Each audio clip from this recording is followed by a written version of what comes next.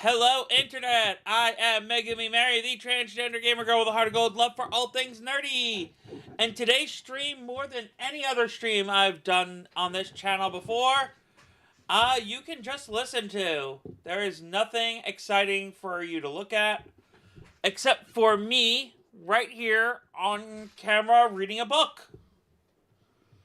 So, yeah, you are not missing anything at all.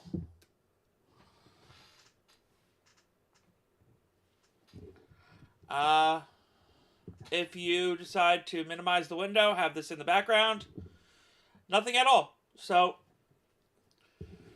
and what I am doing for today's stream is something special, something I've been wanting to do for a while now.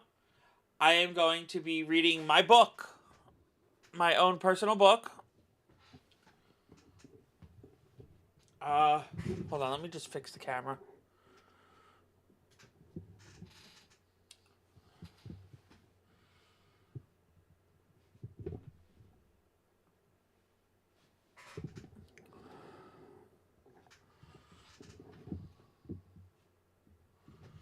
Okay.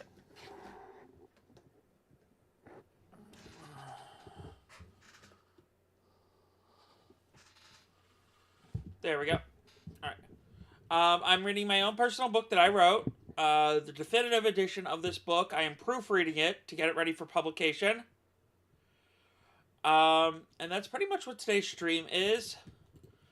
I understand this might not be everyone's cup of tea.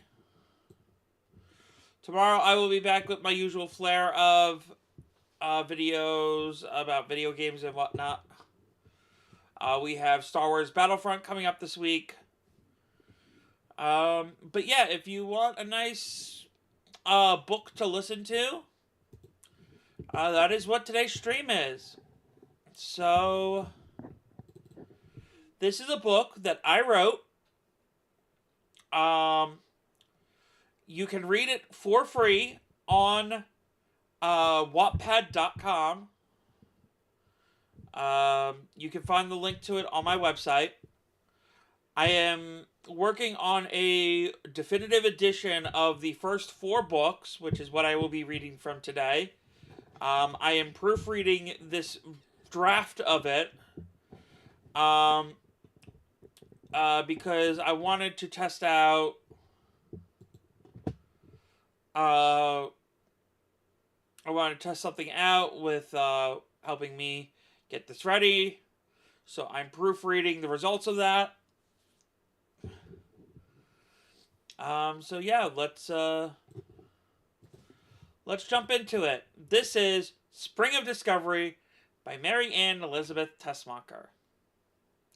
Book 1 in my large anthology of the Celestia Chronicles. This is the first book of the first arc, which I call the Seasons arc. Chapter 1. Dawn of Darkness. The blackness of night gave way to the brightening horizon, evidence of the early hours of twilight. A man clad in black armor walked to the outskirts of the forest, awaiting the signal. Zog, came a voice at the man's side. Does it really have to be here? The prophecy can only be filled exactly 999 years after the last bloody battle that formed the land of Agacia. The other requirement is what brings us here, Cyvix. The exact location in which the battle ended. The highest tower of the Devil's Fortress is close by. When dawn breaks, I will have the power to rule this world with an iron fist. I don't like this place, said Cyvix. Its energy reeks of him. A man in purple and black armor appeared beside the pair. No sign of King Faust's army, Zog. Of course not, General Galuf. The Atlantean Council wishes for him to stay out of this matter, and it is best for the king not to anger the council. Why would they want you to go through with this, asked Civix. They don't, replied Galuf, but they would much prefer to discredit Arda than to stop us. They expect the chosen one to deal with us. Leave it to the bureaucrats to risk the safety of innocent lives just to further their image, said Zog, lips twisting into a cynical smile. Galuf grunted noncommittedly. Dawn is approaching fast, he announced. I'll lead the way. Civix, cover the rear.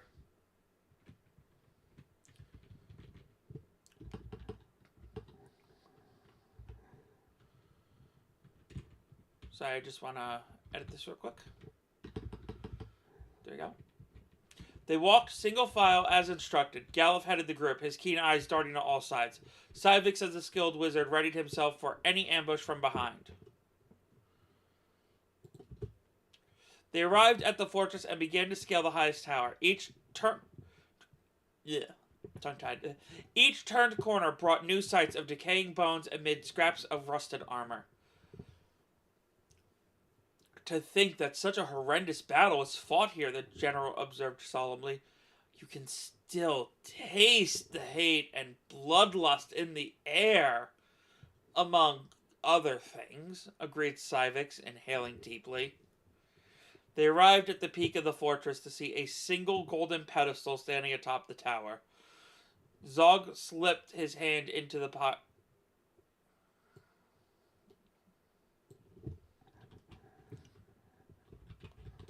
Slipped a hand into his pocket, felt around briefly, and removed a small orb the size of his own fist.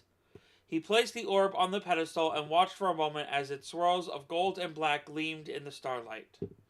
Sensing a slight change in the energy that surrounded him, Zog smiled and looked to the sky. About time you showed up, Zog. That's Zog. About time you showed up, Sage, he remarked coolly, eyes fixed upward. Galuf and Civix turned around to see a man occupying the same doorway through which they had just passed. His emerald robe matched the orb atop. Wow, there's a lot of mistakes in this. I guess this software I used did not work at all. His emerald robe matched the orb that headed his scepter. As he stepped from the shadows, electric purple rope shot from the ground, enveloping him. Sage struggled against the glowing tendrils, his panic expression illuminated by the tightening restraints. You can stay there for a minute, growled Zog. It's time for me to fulfill my destiny. Please don't do this, pleaded Sage. This isn't you. I'm sorry I didn't meet your perfect expectations as a pupil. I just didn't want you to fulfill my destiny, finished Zog. He spoke, icy, calculating, but a white-hot passion burned in his eyes.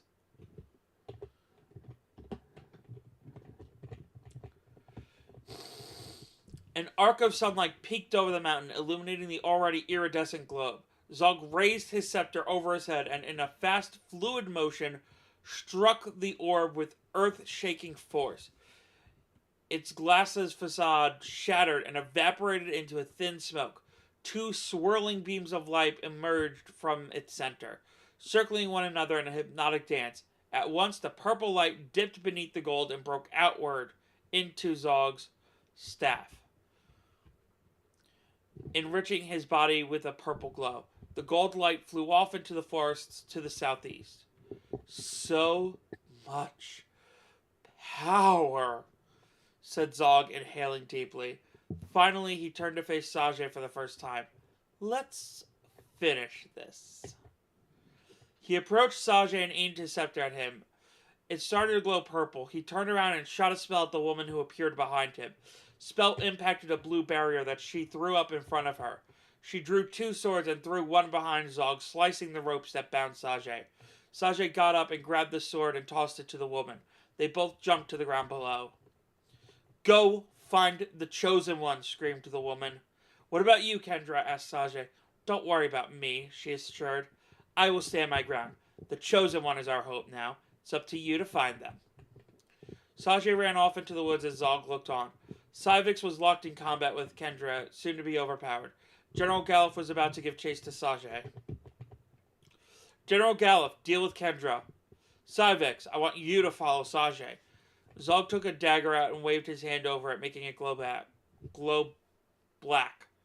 He tossed it to Syvex. Let's see who got the honor of being the chosen one. Chapter 2. Jade of Chrysalda. Chrysalda was a small mountain village in the forests of the mid-northwestern region of Hagacia. The kind of town where everyone knew everyone else. It was the village that Jade lived. Jade was a young woman of 17 years who currently lived alone in the house she was raised. It wasn't that she was a loner, it was that her mother and father had left to take care of their jobs. Her father was a highly ranked general at Fort Ballastar. As for her mother, she only knew that she was doing some important business for the Elven Kingdom. The Elven Kingdom was located to the deep woods of the east. About a year earlier, her father had left for Fort Ballastar and had yet to return. His letter stated that he was hard at work maintaining the peaceful state of the land. Jade considered that now she had become 17, she should enlist for the army. But although she was a great swordsman and quick-witted in combat, she didn't think she could ever take a life. Her mother, on the other hand, was a highly respected sage and was considered the authority on magic. She knew that her mother had at one point worked on the Atlantean Council, but left Atlantis almost 20 years ago. Though Jade asked her mother many times, both her mother and her father avoided the question. Her mother left the house 5 years earlier, and though Jade got the occasional letter, she hadn't seen her mother since. This particular morning, she woke up abruptly without any idea why. She tried to remember what caused her to wake up. Feeling a burning pain, she noticed a mark on her right hand, shaped like a flower. Her mother, aunt, and uncle were skilled at magic, so she also knew a few friends of the family who were skilled at magic. So she knew that if something happened for strange, unknown reasons, it was magic at work. She pulled out a pair of gloves and covered her hands, deciding to keep this to herself until she learned more about it. Jade heard a commotion outside and left her house to see a group of people running past her house to the edge of town. She followed them to see a bunch of people huddled around something. People were murmuring among themselves until one woman noticed her. "Oh, thank goodness you're here. This man's been injured," exclaimed the woman.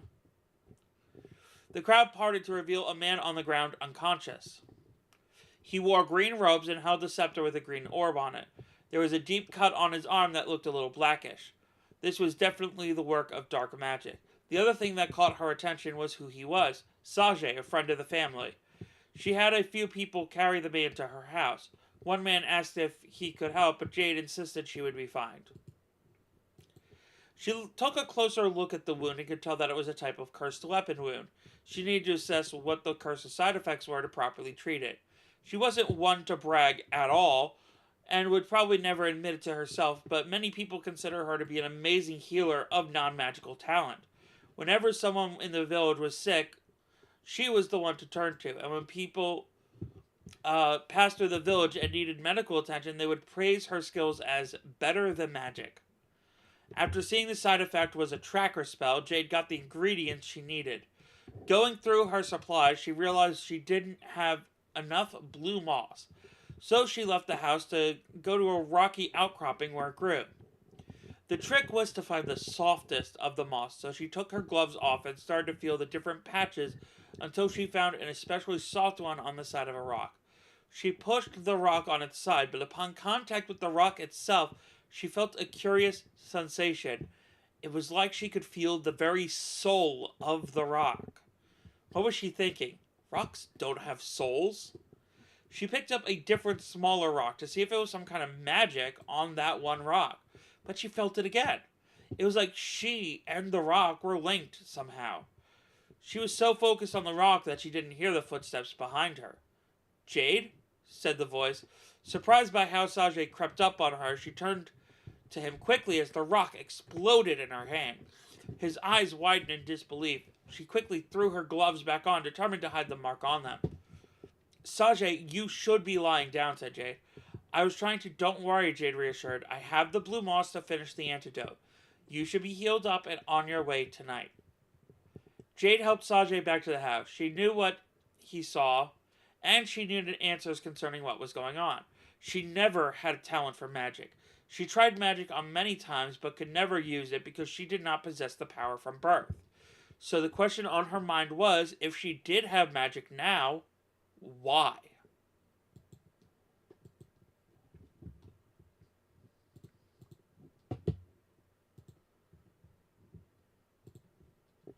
Chapter 3. Leaving Home. Jade finished applying the medicine to Sajay and bandaged him up. She was in a state to leave soon, but she still needed answers from him. She couldn't bring herself to ask because she was afraid. Magic, even with all it could do, is straightforward in some aspects. Only two types of people are able to use magic. Those who are born with it, the magful, and those who have the potential from birth but lack the ability to produce it on their own. People who fall into the latter category, known as Sarjais, are able to hold a small amount of magic to cast spells but need to recharge their energy through other magical means. Hi Andy, how you doing today? That's all part of the story. That's me responding to chat. People who form the latter category, known as Sarjais, are able to hold a small amount of magic to cast spells, but need to recharge their energy through other magical means. Magful's bodies naturally replenish their energy over time. Jade, as a Magless, knew she fell into neither of these categories, which, when it comes to magic, could be bad. Sajay stood up, but moaned from the effort. Jade looked at his bandaged wound, and a thought occurred to her. Before anything else, she had to prove that she had magic. She had read a lot of books on the subject and knew how it was used and in its various applications. She held her hand to Sajay's wound and concentrated. She could feel the energy flowing out of her hand and into his body. She stopped and pulled the bandage off and saw his body had healed. She knew she had to ask now. Sajay, began Jade, how can I use magic now all of a sudden? I never had the potential for it before, but now I can use it? Sajay took a deep breath. When you woke up this morning, did you have a mark on your hand? Jade's shock reaction was all the answer he needed. Pack a bag, he added. We're leaving. Why? You're not safe here. I will escort you to Fort Belstar, where we can meet up with your father. I'll explain more later, but what you need to know right now is that there are forces out to get you. Jade went into her room and packed a bag of supplies. She also equipped some of her mother's old enchanted silk. As she was leaving the room, she looked at the wall above her bed. There was a sword her father gave her from his days as an Atlantean guard. The metal was said to be stronger than normal steel. She took it off the wall, sheathed it, and strapped it at her waist. She went back to the main room as Sajay was staring out the window. He pulled out his scepter and wore an angry look on his face. What's wrong? Sorry about that. Someone's coming, Sajay replied gravely. There was a knock at the door and Sajay opened it, only to reveal an empty doorway. I cannot believe you did not lock the windows, said a voice from behind. Jade turned around to see a woman dressed in armor and a purple cape fastened with an amber jewel. She held a sword at each hip and wore a fierce expression on her face. But despite all these intimidating features, her eyes had the kindest look in them as they made contact with Jade's. Most people knew this woman as General Kendra the Fearless of the Atlantean Council, but Jade knew her as Auntie Kendra, squealed Jade in delight as she ran and gave her aunt a great big hug. It's been so long. Nice to see you again, kid, said a pleased Kendra. She turned her attention to Sajay and said, Don't you have someone to find? Found her, said Sajay, simply looking at Jade. Kendra looked at Jade with a look of shock, but then smiled and said, My brother is not gonna like this. What brings you here? The council? I'm headed back when I'm done here, said Kendra. I took care of the guys tailing you, but it won't be long before they come looking this way. Get moving and don't stop for more than 2 hours at a time until you get to Godric Spire. I just wanted to wish you good luck. Kendra headed to the door and stopped.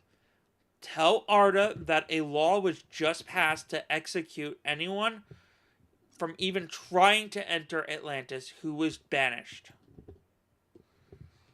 She then left the house and went out into the woods without another word. Jade could tell this was it. She was also leaving. She took one last look around her house and felt like she would never again be here, in the place she had always called home. As she left the house and closed the door, she was also closing the door on her life as she knew it. Sajay started walking and she followed, taking her steps into an unknown destiny.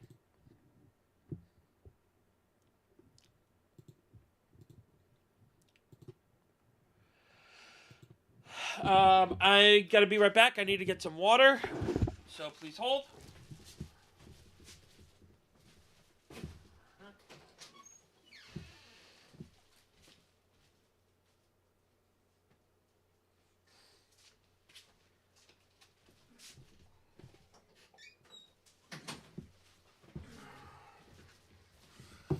Probably should have done some proper warm-ups before all this reading.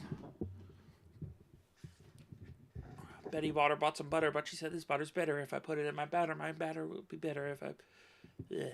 See? Exactly. I gotta warm up. How much wood could a woodchuck chuck if a woodchuck could chuck wood? And if that woodchuck could chuck wood, how much wood could a woodchuck woodchuck? As much wood as a woodchuck could chuck wood. There we go. Alright. Chapter 4. Chosen One. That night they walked in silence. Jade was concerned but knew something significant was happening if her aunt, a member of the Atlantean Council, was here in the mainland. After a while, there was a faint light in the sky overhead indicating the approaching dawn. Sajay stopped walking and set down his things. We'll rest for a bit here, he declared. We have to reach the edge of the forest by nightfall. Why? Questioned Jade. Godric Spire is surrounded by a plain on all sides. If we were to be seen approaching, we would be sitting ducks for an enemy attack. We will go under the cover of night. How will we see where we are going? Asked Jade. There are more ways of seeing than with just your eyes, he replied simply. You will learn this better than anyone. What do you mean? You mentioned a mark on your hand, and you have the sudden ability to do magic, began Sajay.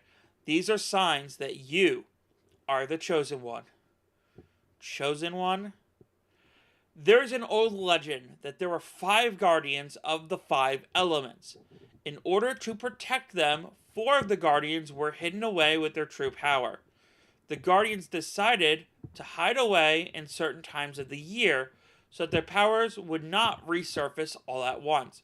They each chose the one season of the year with which they held a close bond.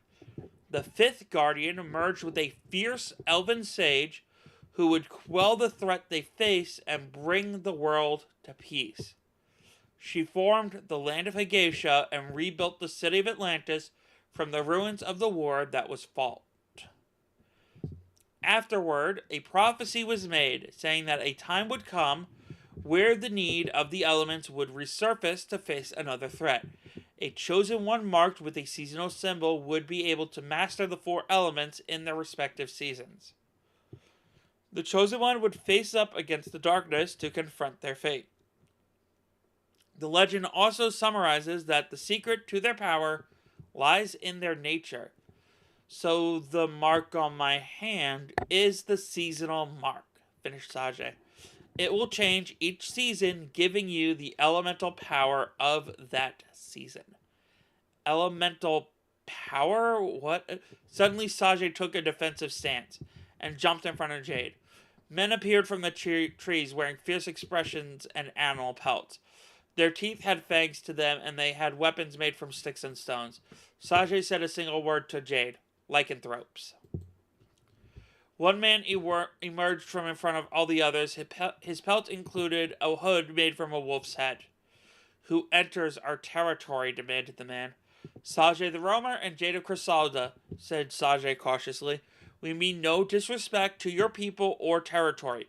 We are making our way to Godric Spire and did not realize we had entered your territory. The trees surrounding this area were clearly marked with our claws and scent.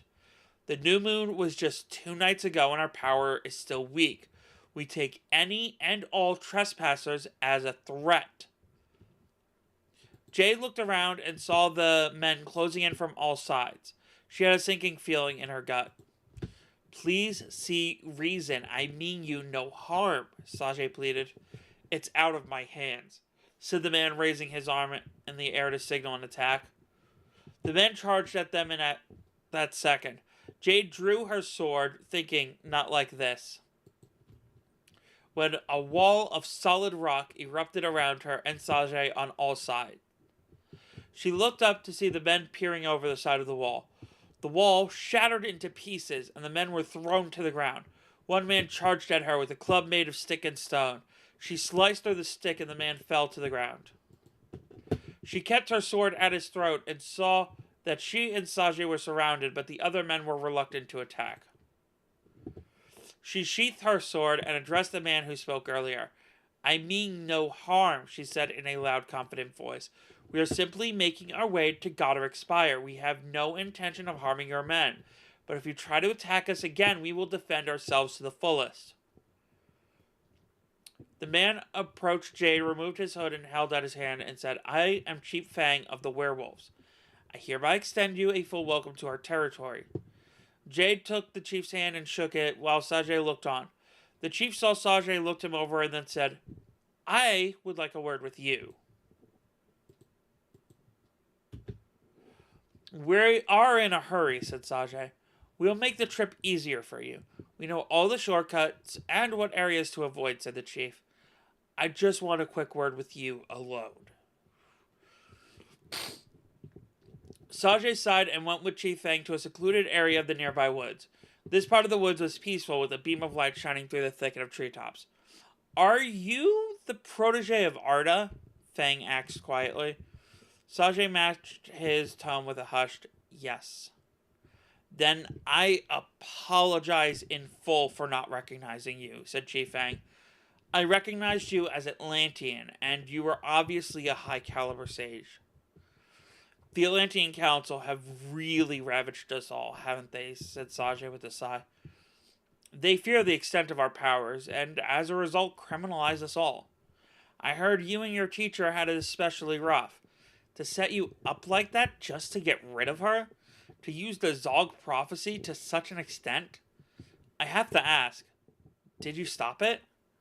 Sajay looked over at Jade. No, I did not. We have our chosen one. Fang looked over at Jade, moving a rock through the air to the amazement of the werewolves. She's off to a great start. She could beat Zog easily. Sajay sighed and looked sadly at the young woman embracing her power and said softly, Not if you believe the prophecy.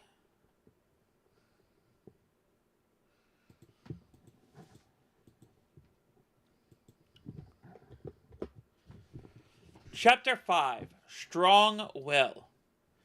It was just after sunset when Jade, Sajay, and Chief Fang reached the edge of the forest. There was only enough light to make out the silhouette of a giant rock reaching straight up into the heavens. The rock appeared to be several miles away, but that did not keep it from looking big. Jade said her farewells to the chief and headed towards the tower. How tall is this thing? Jade wondered aloud. 2 miles high, replied Sajay. It is said to be the center of energy in the world. It is referred to as Destiny's Point and changes the life of many people who have been here. Did that happen to you? Sajay gazed downward. I was very depressed after being exiled from Atlantis. But after coming here, I realized how little of the world I had seen and saw my banishment as an opportunity to explore the land, to find a way to fix the mistakes I had made. You were banished, Jade exclaimed. Why? Never mind that, said Sajay. I don't want to talk about it. I will have to tell you sooner or later, but for now, leave it be. Jade looked at Sajay and saw how down and depressed he looked. She realized that her father had looked the same way when she asked him about his days as an Atlantean guard. Maybe the reason was the same. Maybe her father was banished too. If that was the case, she wondered, could they have left Atlantis for the same reason? Considering how close they were, it seemed likely. As she considered this, she summoned a nearby rock into her hand. She moved the rock around the air for a bit as Sajay watched. Already figured it out? He asked. You said the power laid in the nature of the element.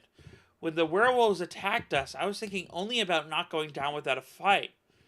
It's that stubbornness that defines Earth. It's about being determined and strong-willed. She guided the rock through the air as Sajay couldn't help but feel amazed by her natural abilities. He looked ahead and saw a campfire burning at the spire. As they neared the spire, he pulled her aside. "Someone's here," he said. "We need to tread carefully. I'll go around to the other side. Wait a moment and proceed."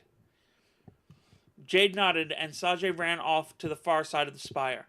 As she waited for a minute to pass, a young man came down from above and swinging his sword at her. She blocked as she drew her sword, blocked his next few strikes, and he jumped backward, readying his sword for another attack. She took a good look at her attacker. His amber eyes had a cold look to them, and he had a scar on his right cheek. Though he looked like he had lived through a lot, she could tell that he was not much older than she was. He charged at her with a wide swing, and when she brought her sword to make contact, he jumped higher in the air than a typical human would be capable of. Jade slammed her foot on the ground so that when he landed, he fell through the ground into a hole. She approached him, trapped in the rock up to his chest. She aimed her sword at him. He took a deep breath and exhaled an explosive wall of fire, forcing her backwards. When the smoke cleared, she saw that there was a red and orange dragon emerging from the hole. The dragon looked at her, its amber eyes gleaming with rage. It charged and was mere inches from Jade when Sajay jumped in the way. The dragon stopped in its tracks and transformed back into the young man. "Damn it, Sajay," exclaimed the former dragon. "A little heads up next time." "I had no idea I'd find you here," said Sajay. "It's good to see you again, Talon."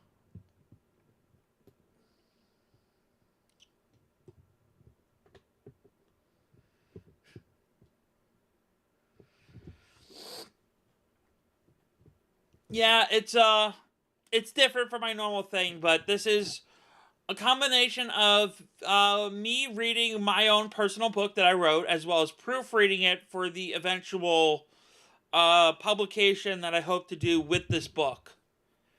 So this is kind of me killing two birds with one stone, as it were.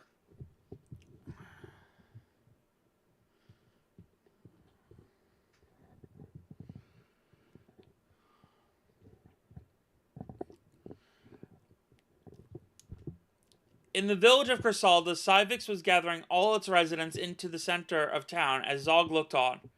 General Galuf stood right next to him, sharpening his sword. "Looks like we missed Kendra," said Galuf longingly as he sharpened his sword to perfection. "I guarantee before the year is up, you will have your rematch," replied Zog. "For now, we have bigger fish to fry," Civix mentioned. For them... Civix motioned for them, and Zog walked over, looking at all the residents in the village. "An old man recently visited this village, and may have left with someone who lives here. I am looking for the old man and a young woman who he may have left with."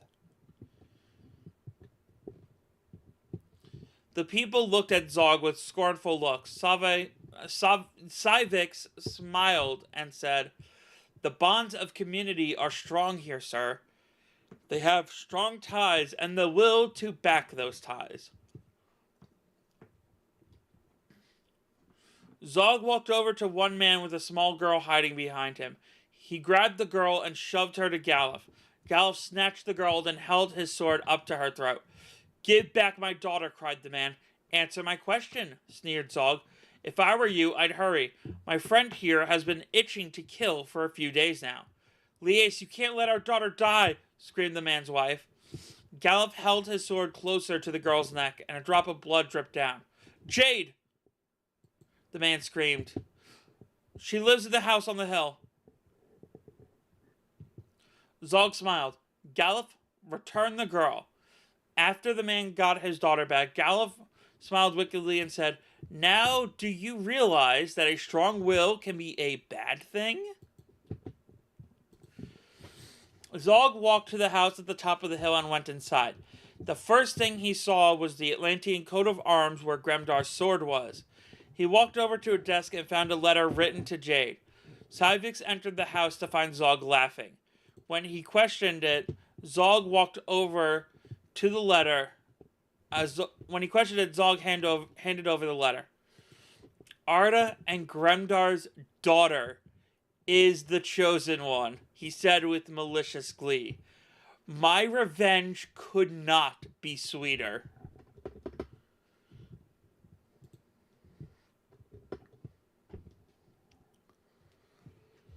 Chapter 6. Elemental Power, Seasonal. As they sat around the campfire, Jade could not turn her attention away from the young man named Talon. His abilities were clearly that of the Dragon Warrior race. Wow, this is just...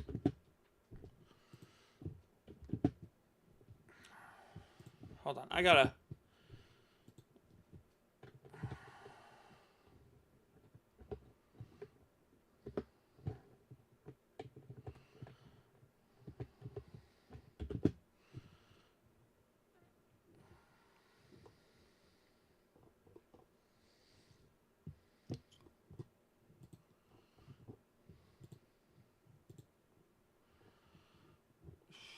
Wow.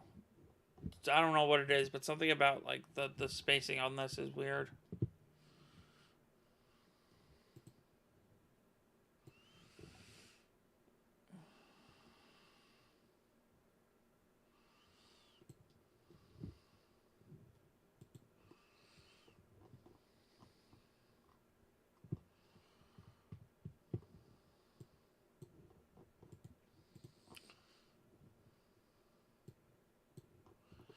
Sorry about this, but this is part of why I'm doing this, because it's about the formatting.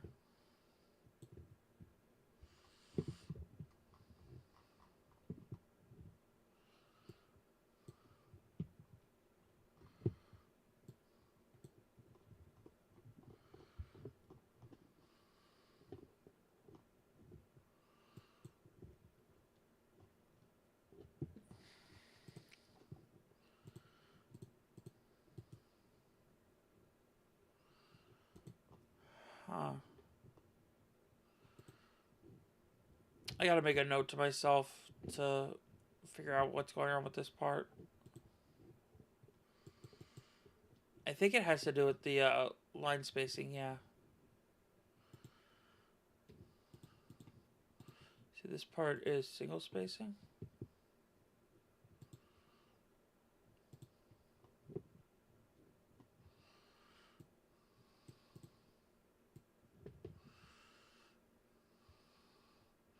Yeah, and this looks like it's all double spacing.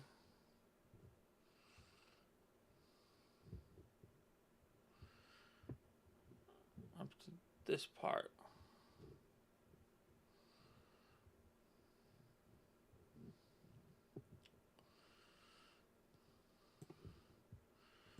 So let's make that all single spacing.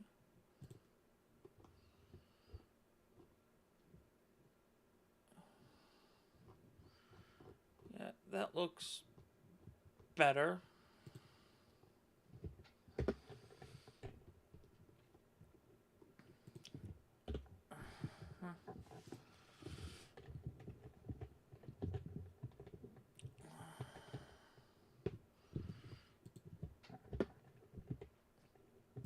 All right.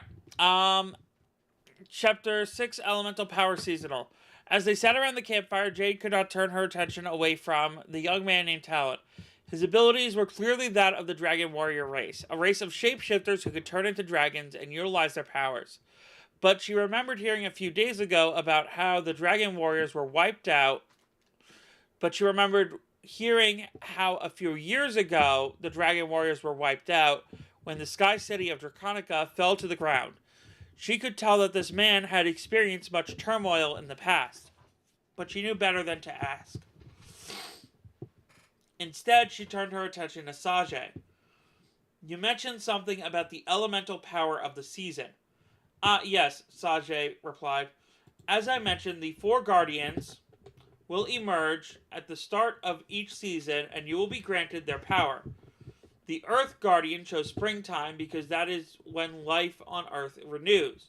The Fire Guardian chose summer because the heat of the season will fuel our inner flame. The Wind Guardian chose fall because leaves fly us into the unknown. And the Water Guardian chose winter so that the falling snow can wash away all doubt of a new year.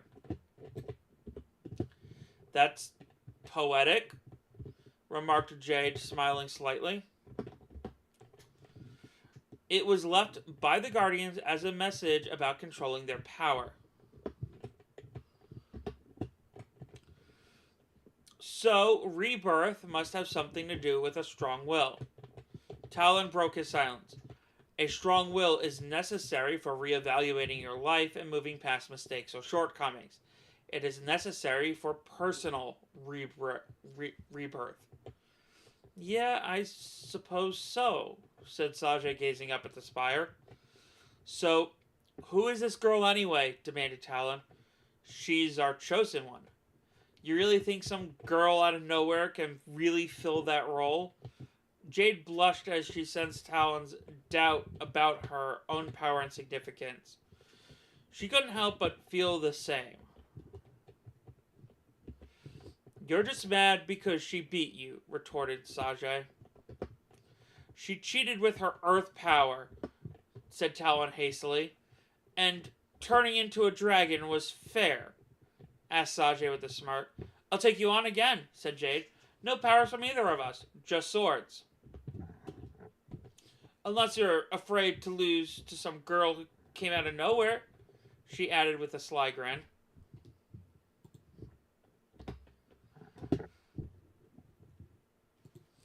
Just don't come crying to me when I hurt you, said Talon eagerly. Sajay touched both of their swords with his hands, making them glow blue. This spell will make it so that the swords will pass through the human body, but nothing else. Swords will turn red when one of you lands a blow that would otherwise be fatal. I'll be watching closely to assure no cheating from either side. Good luck, and may the better swordsman win. Talon quickly swung his sword at Jade, who dodged out of the way and swung back, forcing Talon backward.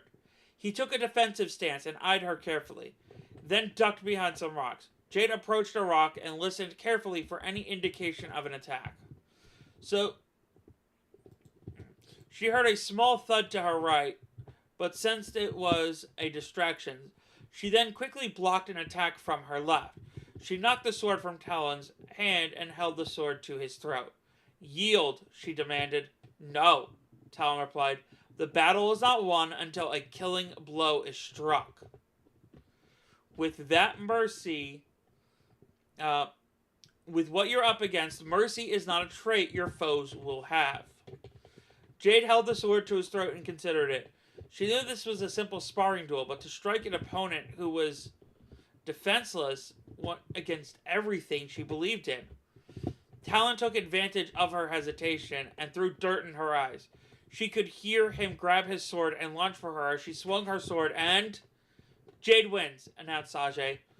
Jade removed the dirt from her face and saw that her sword, now glowing red, was sticking through Sajay's chest.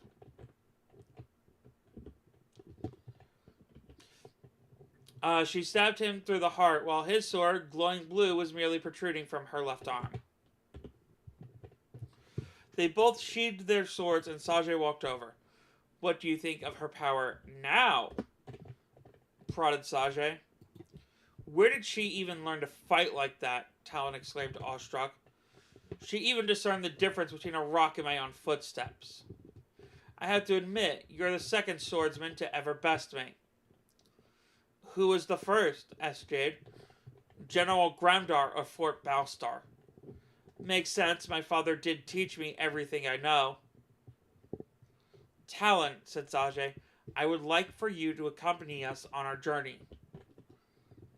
Sure, he replied. We've got nothing better to do. Jade smiled at the idea of a new traveling companion, but her happiness disappeared at the thought of what Talon was said. He was right. If she was the chosen one, then she would have to fight and possibly even kill.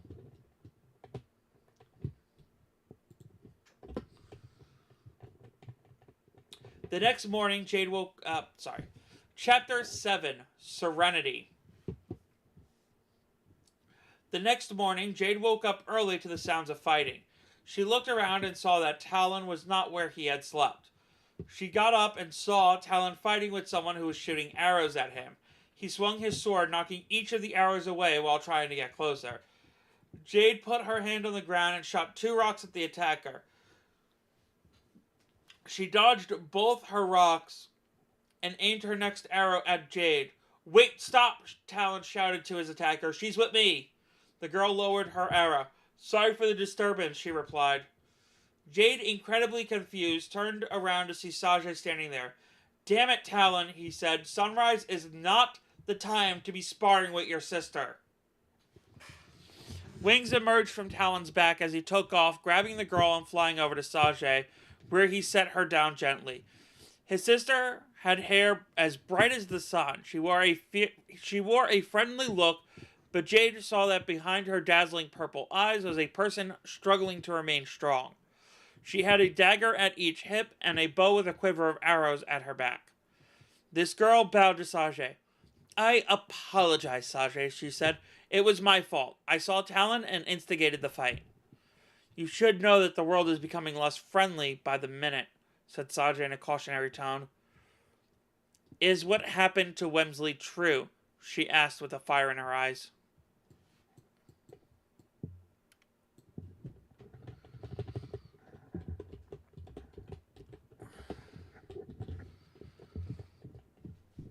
Sajay looked down. "I'm sorry, Serenity." The Atlantean Council perceived him as a threat and dealt with him in the same manner as all others who defied the Council. Serenity's eyes watered, but Jade could see the burning resolve behind the tears. It was then that a thought had occurred to Jade. Though at first she failed to notice it, she had been sensing the emotions of everyone she had encountered the past few days. She could feel Sajay's remorse, Serenity's ambition, and Talon's deep hidden feelings of shame. Clearly this was one of her newfound powers. It was then that she felt many more emotions from the direction of the forest that she and Sajay came from. A massive, fiery rage with intent to kill. "There is an army is approaching from the forest to the west," she said to Sajay. "They're headed this way." Sajay gave Jade a quizzical look, but she returned his gaze and watched as he reconsidered his question. Talon sniffed the air and Serenity looked out to the horizon. "I smell an army, but each soldier has the same scent," said Talon. "Galef," said Sajay. "He uses dark magic to create shadow soldiers and to corrupt others into becoming shadow soldiers. When dealing with him, it's impossible to discern if you're fighting a shadow or a corrupted ally. From what activity I can see from the woods, it looks like an army is headed this way. We don't stand a chance against them. Our best bet is to seek refuge at Fort Balstar. General Gremdar's army can fight them off." "Not in the numbers I smell," Talon remarked, "but Fort Balstar is a good place to seek help." "Talon, can you fly us there?" "I can carry 2. Any more and I can't handle the weight." "Then fly me and Serenity," said Jade. "I have an idea." Jade pulled a rock out of the ground and shaped it into a small platform. "Sajay, ride on this." Sajay nodded and stepped on the platform as Talon transformed into a dragon, with Jade and Serenity jumping on his back. Talon took off from the ground, and with Jade keeping the platform at his side, Serenity looked out at the armor and readied her bow with 2 arrows while Sajay took note of her face. "2 griffin riders headed our way," alerted Serenity. "Can you take them?" asked Jade. "You have no idea," said Sajay with a grin.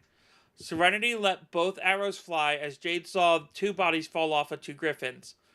Serenity drew 1 more arrow and shot it into the horde, only to look disappointed.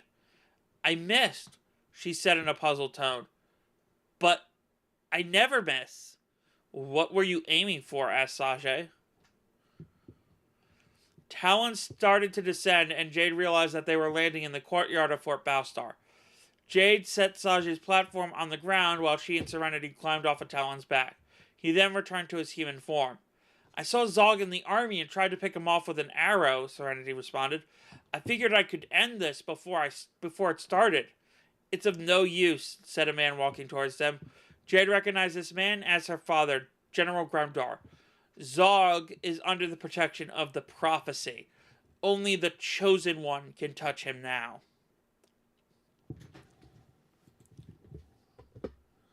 Chapter 8. The Catch. Gremdar took immediate notice of Jade and rounded on Sajay with a scornful look.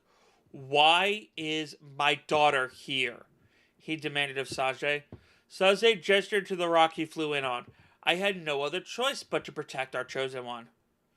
Jade could sense every emotion that ran through her father's head in the course of a second. Confusion, rage, fear, reluctance. But most importantly, pride. "We need to talk in private," urged Sajay. Gremdar led Sajay into another room and locked the door. Sajay cast a spell at the door, turning it purple. "We can talk now," he said. "Why my daughter?" demanded Gremdar. "I don't want her to be a part of this." "I know, but it makes sense. Of all the people to fix our mistakes, who better than your daughter? She has your wit and Ardo's wisdom. If anyone is qualified to stop him, it's her. You know as well as I do the catch to the prophecy. You know she may have the power to stop him, but at what cost?" "I know," said Sajay with a heavy heart. "In an attempt to defeat the Zog, the chosen one will die. I learned the prophecy when I took Xavier on as my student." "Then what hope do we have for stopping him?" asked Gremdar, his temper rising. "The same hope both Arda and I had when Xavier became my student."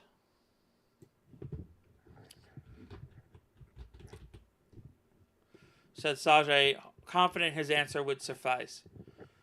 "You still think it's possible?" asked Gremdar, a note of hopefulness in his voice. "This conflict is a result of not truly believing in the individual strength. I feel that the reverse can resolve it. I'll send word to my wife to meet with us. What about the other thing I asked of you? Serenity is definitely showing signs of Dragomorphous. I don't know why she is resisting us. We will delve deeper into this with Arda. Prepare to leave. Zog's army is on its way."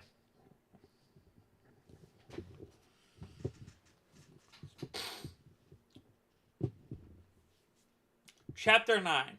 Escape from Fort Balstar. "And that is why we must abandon Fort Balstar," announced Gremdar. Gremdar had just made his proclamation to his men, his desire to abandon Fort Balstar. Needless to say, his men were not impressed. "Why must we run like cowards?" asked one man. "We should fight for our honor," a large group of soldiers cheered him on. "You must understand," pleaded Gremdar, "the enemy is too powerful. As of right now, we cannot hope to defeat him." "So we should abandon hope?" asked another. "No, we must employ a different strategy," he explained. "Right now the enemy is too powerful. Only one person has the power to stop him.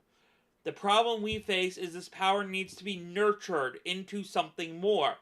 We must retreat for now and reassemble when the time is right. The vernal equinox. This time is almost a full year away, but this day will be the deciding factor in this war. For now, you must all retreat to our secret bunker to the north. It is imperative that you avoid all conflict until I send word to you. We will need an army next year. The fewer casualties before then, the better our chances at winning." "What about you, sir? Will you be joining us?" asked the newer recruit. Gremdar followed. "I'm sorry, but I need to escort the chosen one, and the smaller our group, the better. I will be in touch, but for now, I wish you the best of luck. Dismissed." While Gremdar addressed his men, Jade and Sajay descended into the cellar of the fort and began digging an escape tunnel. Jade, using her newfound abilities, was creating massive tunnels with little effort. After the tunnel was a mile long, she started to lose her breath. Take it easy, advised Sajay. You're burning too much energy. You need to pace yourself. Jade had just realized something.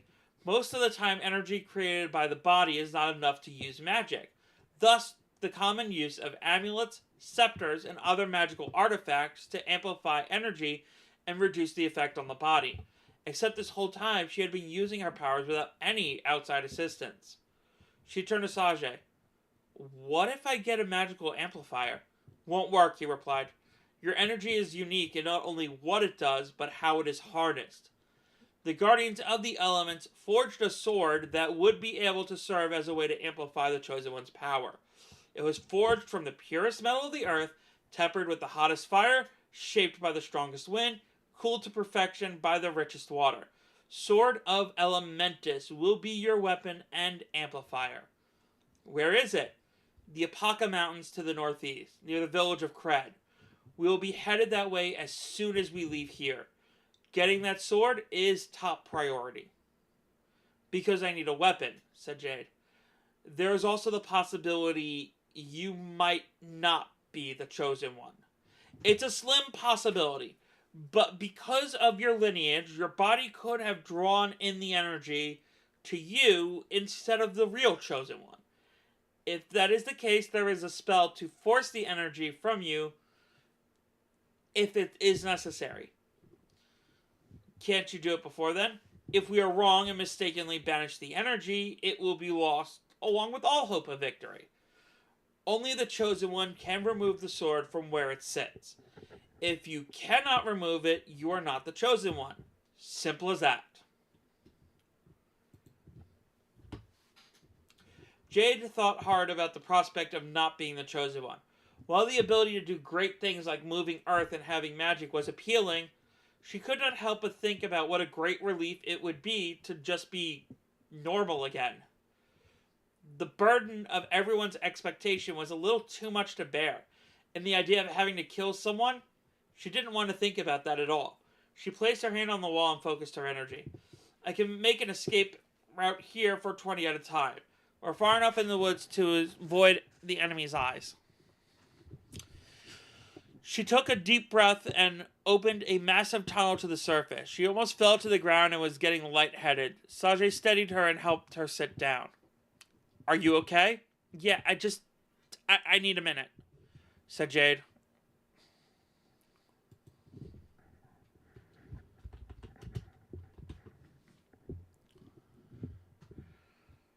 Sajay pulled some bread from his pocket and handed it to her. Eat this, it will help, he offered. Jade ate the bread and started to feel her strength return. That's amazing. What's in this bread? Nothing special, said Sajay. You haven't been eating much. Your body needs to replenish its energy, and eating more is the best way to do that. You not only have to fuel your body, but fuel your magic. As someone who never had magic, you need to increase your food intake to compensate. Jade finished the bread and saw the truth in what he said. After all life needed energy to survive, and magic is just an extension of that energy.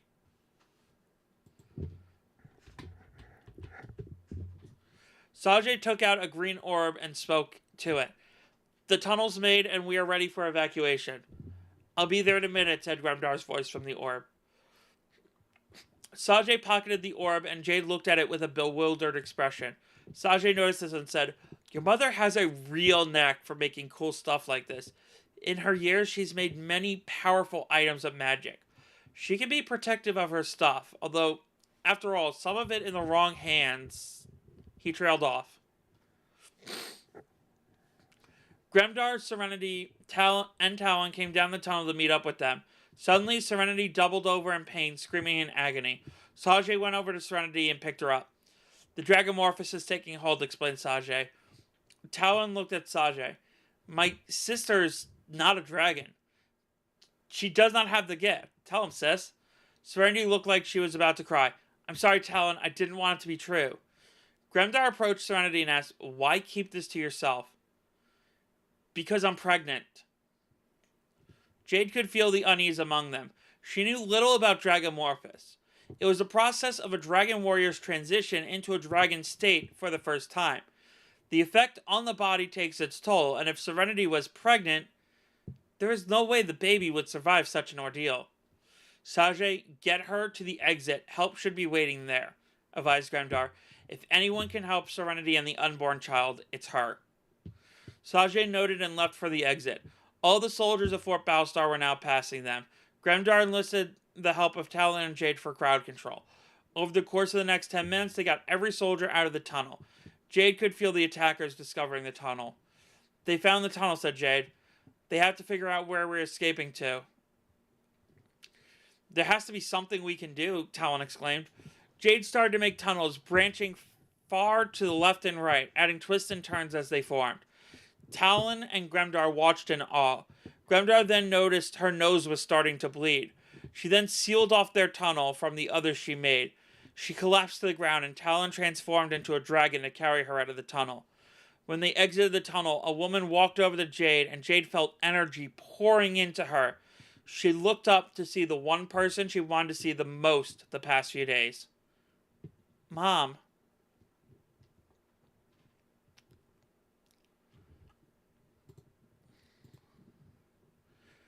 I hope y'all are enjoying this so far.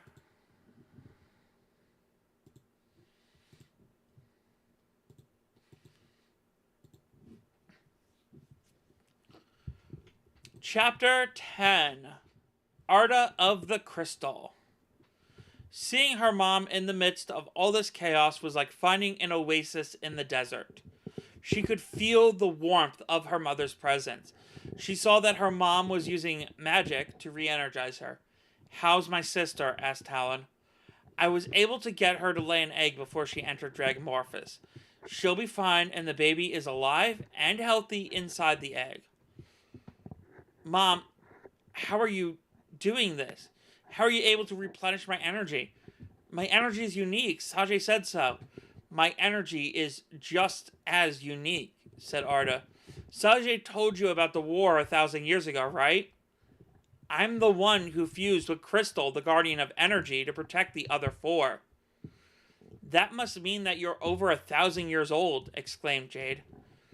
I was 27 when I fused with Crystal. Technically speaking, I'm 1026. Talon laughed to himself. No wonder the Atlantean Council is out for your blood. Their power would be nothing in comparison. Don't forget, the Council would like your head for the business in Draconica, Arda replied with a smug tone.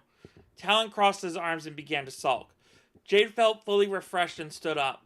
Arda grabbed her daughter by the hand and led her through the bushes to a giant oval-shaped rock.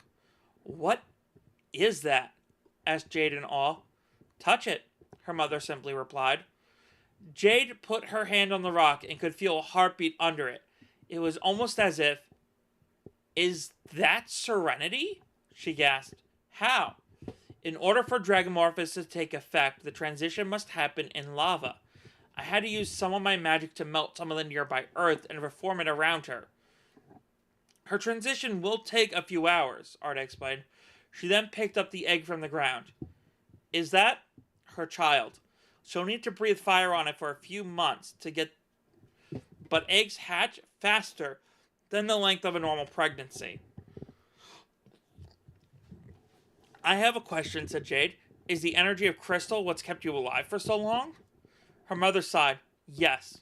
I will have to pass this energy on to you before the year is out.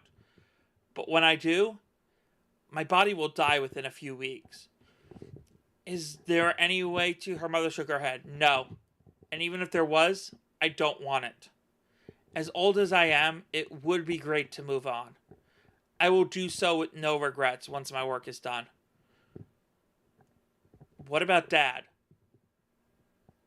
He understands. Arda spoke calmly but firmly, but there was a pained look on her face. But that will not make it easier when the time comes. Jade looked out to the horizon to see the sun setting. She then looked at her hand. It has not even been a full 4 days since she woke up in her bed with this mark on her hand. In the span of just 3.5 days, she reunited with her mother and father, learned she had magic and began to understand it. made 2 new friends, found out she would have to kill someone, and now she realized her mother would not live to see another year. All of this in 3.5 days. This was going to be one long year. Chapter 11. Teleporter Ambush. Teleport ambush. I don't know why I said teleporter. They had set up camp around the rock containing Serenity. Talon held the egg in his hands with a look of pure happiness. "I'm going to be an uncle," he said, his voice filled with glee. "This also means you are not the last of your kind," reminded Sage. Arda nodded. "He's right. As a newfound dragon warrior, your sister will look to you for guidance with harnessing her power. You must be her mentor, teaching her the risks and rewards of the power that comes with being a dragon warrior." "As long as she isn't a rainbow caliber dragon," said Sage somewhat jokingly. "Their power is great, and some of it is still unknown." The rock next to them started to crack, and green and blue smoke emerged from inside as Serenity climbed out. She appeared to be very weak as Arda and Gremdar helped her out onto her feet. They walked over to her to a stump to sit down. As she did so, the moss grew slightly. A small layer of frost formed over the grass. "Green and blue caliber," said Talon. "How can you tell?" asked Jade. "The smoke. The colors are an indication of her caliber. Green is enhanced speed, reaction time, hearing, and sight, making it invaluable to her skills as an archer. Blue is advanced elemental dragon power, specifically for ice and wind. Blue also has the power to influence growth and plant life along with healing. Combine that with a dragon's natural ability to transform, fly, perform magic, and breathe fire, adding in her archery skills, she will be a force to be reckoned with. What about you? What caliber are you?" "Orange increases strength and endurance, while red makes my ability to breathe fire 5 times stronger. While my sister is quicker and more skilled with different powers, my strength and power can far outweigh her." Jade could tell he disliked the idea of being more powerful. "First things first," Arda injected. "We need to get out of here. I'm surprised they haven't found us yet, but we can't stick around and make it easier for them. I will try to teleport us to the Elven City to the far east.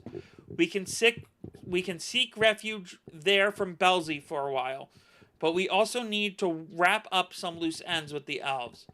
Teleportation spells can be traced," warned Talon. "They will follow us to their city in a matter of minutes." "Let them," challenged Arda with a sly smile. "The Elven City is a very powerful magical place. Even Zog's protection of the prophecy is of no use there. At least, for now. He knows better than to set foot on such sacred ground while his power is still in its weakest state." Arda began carving a circle into the ground 10 feet in diameter, filling it with strange symbols. Jade was amazed at how quickly her mom could do this while still paying attention to the small details.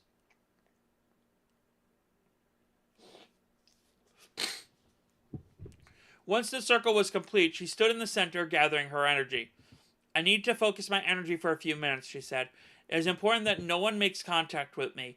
Anyone outside the circle, when my energy is fully gathered, will be left behind." "Well, that's too bad," said a familiar voice.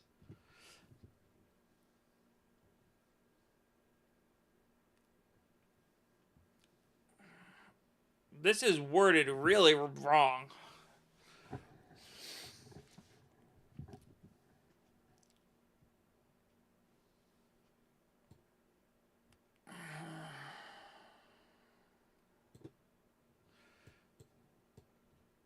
It's said the familiar voice of Civix. That's a better way of phrasing it. "Well, that's too bad," said the familiar voice of Civix as he walked into the clearing. The party turned to face Civix, who grinned coldly and then continued. "I wanted to chat for a bit, Arda." "Keep him back," commanded Arda. "We have one shot at this." "Where's your master, Civix?" asked Gremdar. "When you were arrested, I never thought you'd become his lapdog. My, how the mighty have fallen. I'm no fool." he retorted. Zolk's power will overshadow any power I could even hope for, and your daughter is the key to that. A few shadow soldiers walked into the clearing, followed by a giant rock being, a golem. Talon and Gremdar drew their swords. Sajay threw himself at Syvix and began shooting spells at him. Jade saw the golem head straight for her mom and threw a rock at it to pull its attention. The golem charged at her and punched it in the chest. And she punched it in the chest, her powerful impact leaving a crack across its chest. The golem fell to the ground, weakened. Jade could tell that it was enough to keep it out of the fight, maybe even kill it. As she looked at the rock creature on the ground, she felt sorry for it. It was mortally wounded, and it was her fault. Jade, behind you! Jade turned around to see one of the shadow soldiers charging at her with a killing strike as she acted on instinct. She drew her sword from her sheath and shoved it straight into the soldier's chest. The man fell to the ground as the shadow that engulfed him disappeared. Jade was mortified by what she saw. It was her neighbor, Lies, the man whose wife made the best pie and whose daughter was the sweetest girl in the world, now lay at her feet, dead by her hand. It's ready, screamed Arda. Back in the circle, I can't hold it for long. Gremdar and Talon ran up to Arda and the still recovering Serenity. Where's Sajay? Asked Gremdar. Talon saw Sajay lying unconscious outside the circle, just behind a sneering Syvix. Talon ran towards Sajay, but just as reaching the end of the circle, everything around them disappeared and was replaced with an ancient-looking forest. They had teleported and left Sajay behind.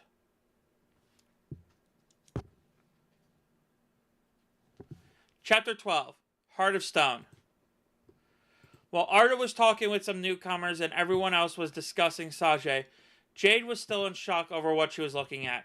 Her neighbor, one of the sweetest men in the world, was lying on the ground with her sword sticking out of his chest. The minute she sat, staring, felt like an eternity of emotional anguish. She had crossed a line she had never wanted to cross. Jade felt a hand on her back. It was warm and hopeful. She turned away from the man she killed to see Serenity trying to comfort her. She did not hear the words, but she could tell the tone was sincere. And she tried hard to make out the words until she noticed the golem she had attacked. Mortally wounded, but still alive. She walked over to it and placed her hand on it. She could feel its energy draining. She focused her own energy and sent it into the golem. Then she gathered mud from a nearby puddle and placed it over the huge crack in the body. The mud turned to stone, and Jade let out a huge sigh of relief. Why did you do that? Asked the golem. I was your enemy. I already allowed one to die by my hand, said Jade. I won't allow another. Your compassion is not a trait your enemies will share, said the golem. To fight them, you will need a heart of stone. I couldn't disagree more, replied Jade. Compassion is what makes us better. What makes us stronger. The golem smiled. It's an honor to be in your presence, chosen one. How? Your energy. Your power. Truth be told, I went to seek you out to help you, but I was captured and manipulated by Dark General. Galeth, said Gremdar under his breath. He has a way of controlling innocence. Combined with his ability to create shadow soldiers, you can never tell if the one you're fighting is a converted friend or artificial foe. Jade examined the body of Lies, now understanding how he came to be like this. Did they attack Chrysalda? That's where I was headed when I blacked out, said the golem. I can't remember much beside fighting you. Worst part is, I felt like I was the one in control when looking back I wasn't. Well, it's good to have you here now, Flint, said Arda. Golem looked up at Arda and smiled. It's been a long time, Arda. I wish we could have met under better circumstances. I need to talk to you in private. Arda then turned to the man at her side. See to it that my family and friends are taken care of? As you wish, Arda, replied the man.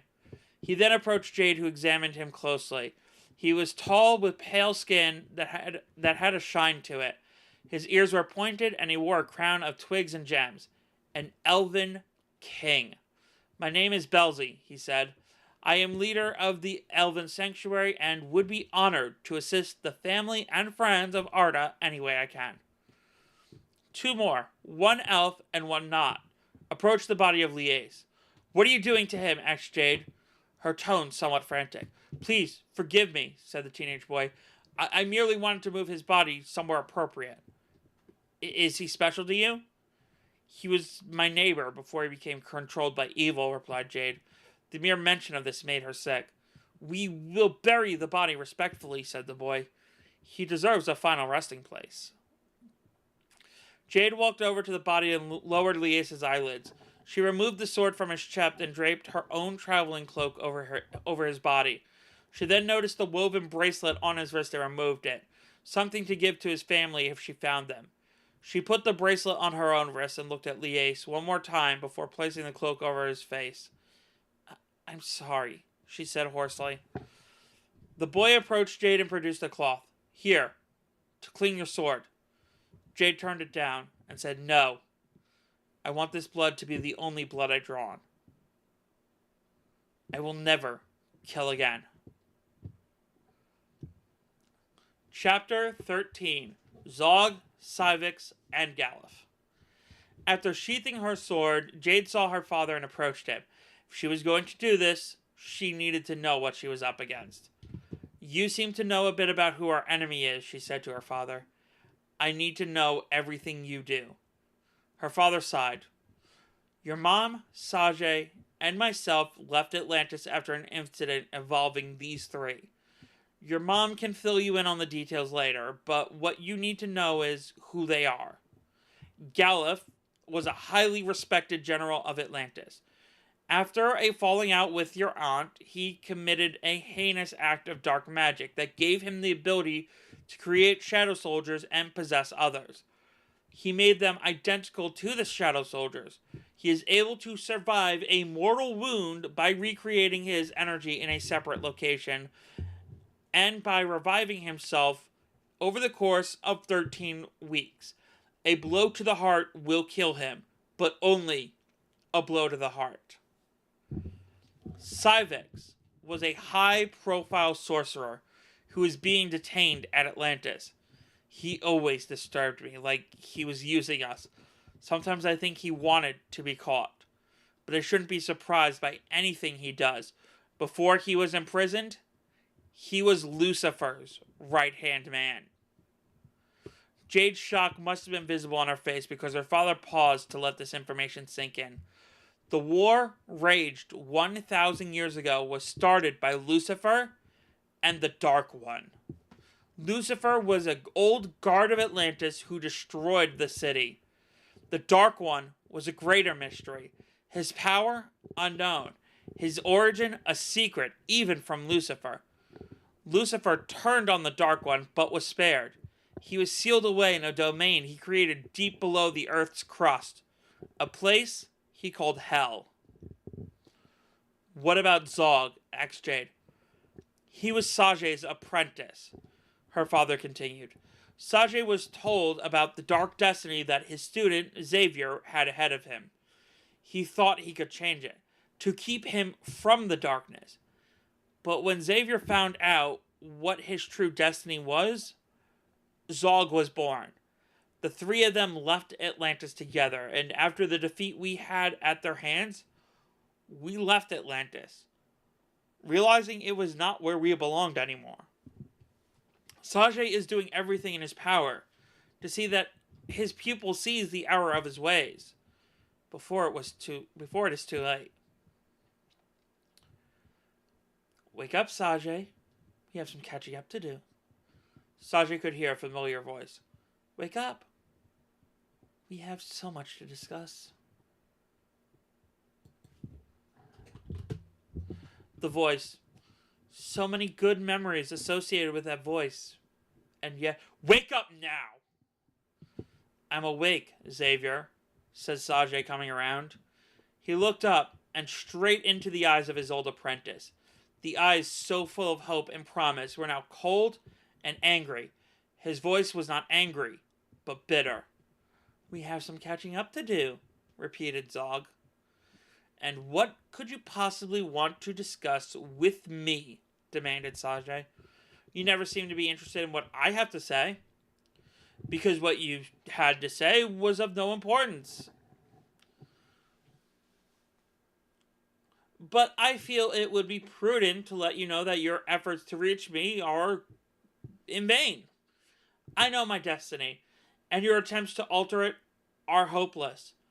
"You have a choice," pleaded Sajay. "You can stop this. You don't have to be this person you've become." "That's what you don't understand," said Zog. "You're trying to keep me from my real self. When I trained you, you showed no sign of this hostility, this hatred that's consumed you." "Because you wouldn't let me!" screamed Zog, his composure suddenly dissipating. He inhaled and attempted to regain his calm. "You wouldn't let me do anything that went against the norm. You wouldn't even let me know the truth about my destiny.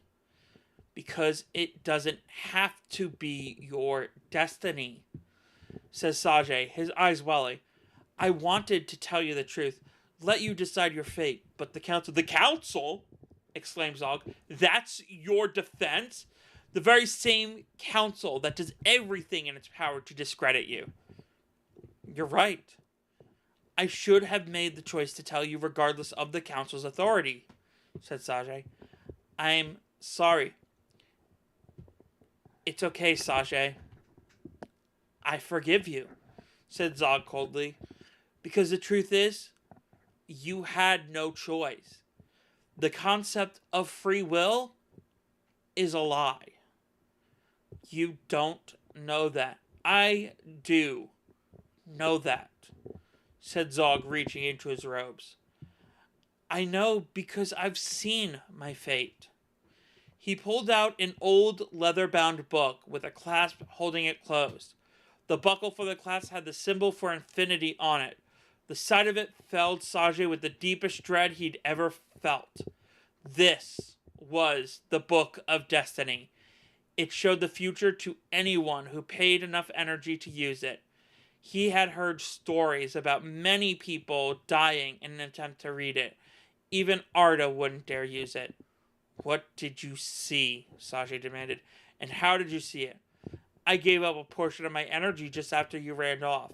I'm still recovering my strength, but it was worth it," said Zog with a smile twisting across his face. "I will be victorious."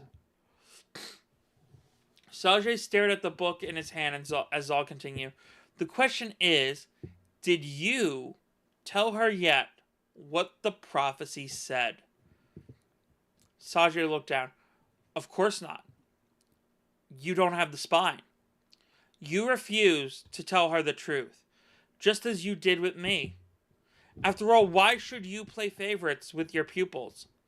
Why extend to her a courtesy you did not extend to me? Why should Jade be trained better than Xavier?" Sajay looked up when he spoke in Jade's name. "Yes, I know her name.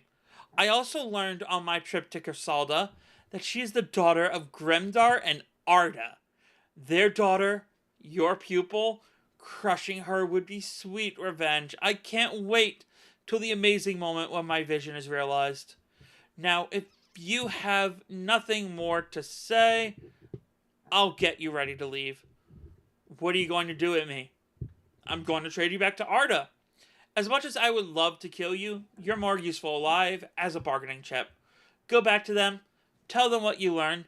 Maybe you can be honest with your apprentice for once in your life." "So, you don't care? I already know how it plays out in the end," said Zog with a shrug. "And you won't hunt us down?" Zog smiled. "Now, where's the fun in that? I will hunt you down. I will kill you if I get the chance. Jade's off limits for the year, but you, Arda, Gremdar, the dragons, none of you are off limits. I'd well enjoy a bit of sport." "What makes you think they'll trade something of value just for me?" asked Sajay. "I know your code of honor and I know they'll respect it. You wouldn't want them to give up something of value just for your life, which is why it won't be for just your life. I'll throw this into the mix. He held up the Book of Destiny. It's too dangerous in my hands, right? I have no more need of it.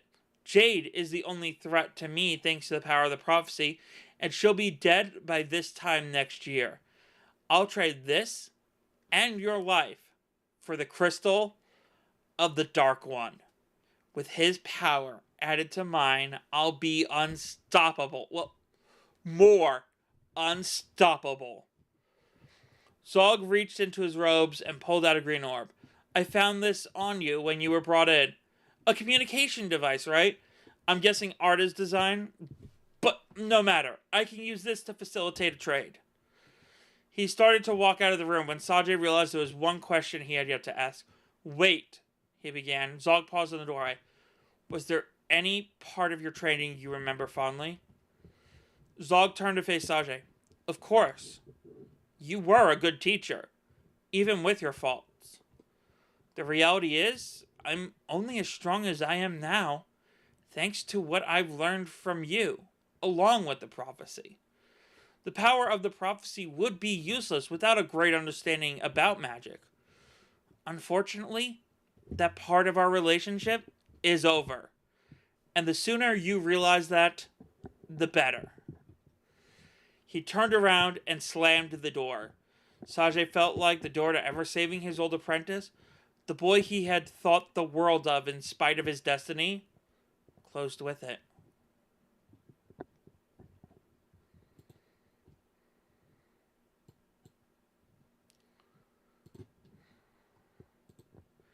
Chapter 14, Down the Line.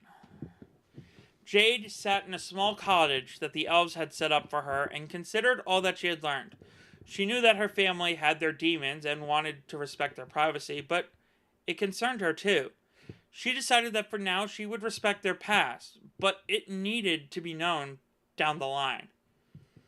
Her parents entered the room looking somewhat easy. We spoke to Zog, her mother said. He has contacted us with Sajay's communication orb. What does he want? Asked Jade. He wants to trade, her father responded. Sajay for the crystal of the Dark One. We can't. We have to, said Arda. He has the Book of Destiny. The decision has been made to go along with the trade, but we need you there in case things go south. As the chosen one, her father continued, only you can pose a threat to him. If he tries to double-cross us, we need you there as a way to fight back. Jade crossed the room to retrieve her sword, now stained with Lias's blood. She sheathed it in its scabbard and set it at her hip. Examining herself in the mirror, she saw the face of someone older, wiser, and yet more lost staring back at her. She felt like leaving her house was an eternity ago. How much had she changed? How much is she going to change? Would she have to consider killing again as a last resort down the line? Down the line, she thought. It seemed like a simple phrase, to deal with something later. But how much it scared her, the thought that she could not even address a lot of what made her uneasy until down the line. The feeling that she just wanted to be down the line now, to envision a version of herself who had already dealt with these issues was comforting. As much as she pined for these things, for a time when all this was behind her, she had to accept the reality of what was in front of her. This was not down the line. She had to act in order to achieve the future she wanted. She had to earn it. Jade saw the new traveling cloak sitting on the table. She picked it up and examined it. The cloak was light, but the material felt heavy. Its fabric shone like some of the most beautiful prisms. This wasn't enchanted silk or even elven cotton. This was material of a whole new scale. My old cloak, her mother said. I made it a few hundred years ago. It is made of a blend of enchanted silk and elven cotton, fused with my own energy. It's light as a feather, but capable of stopping a blade, like almost everything I make. It's one of a kind. Jade put on the cloak and went with her mother and father outside into the center of the elven sanctuary.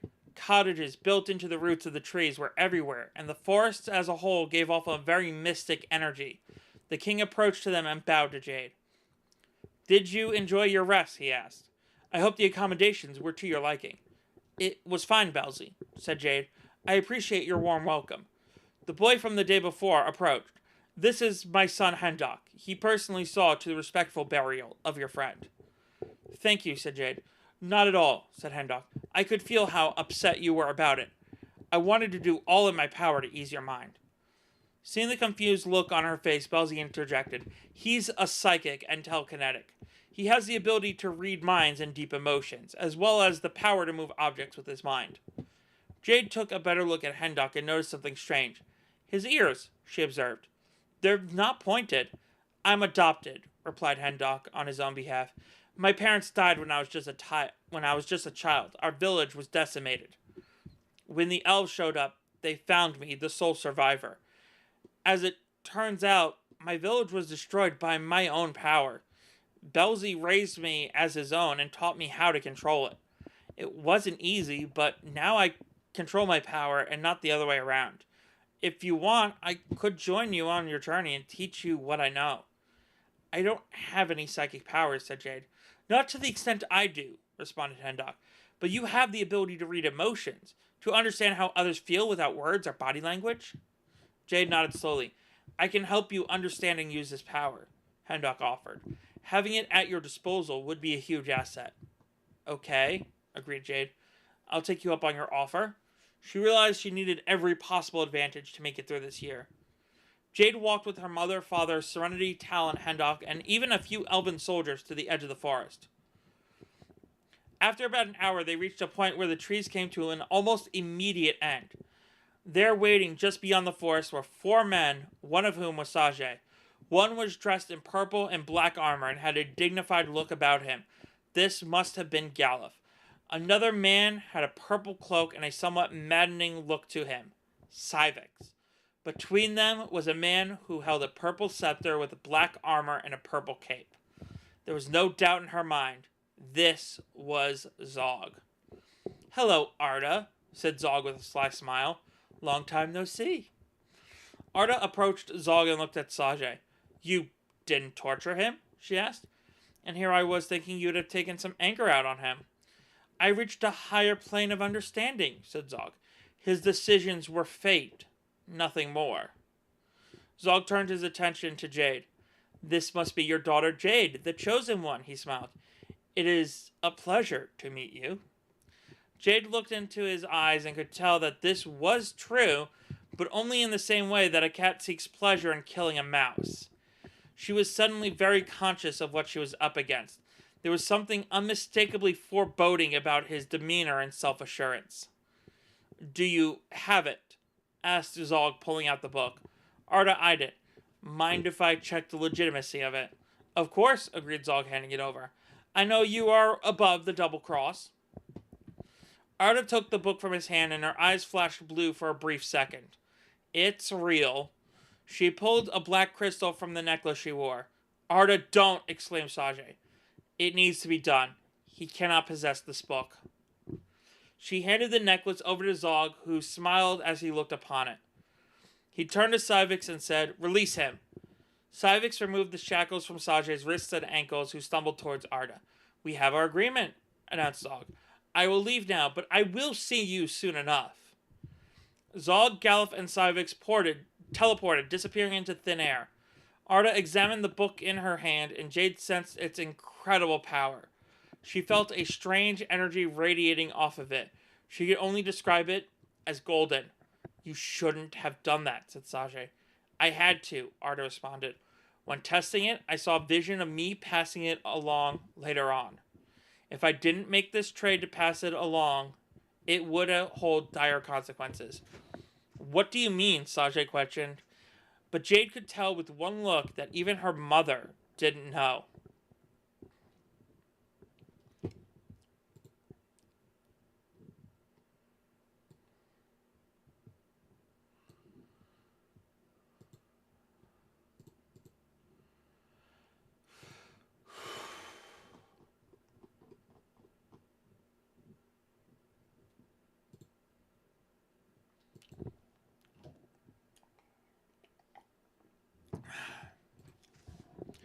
Chapter 15, Psychic Training.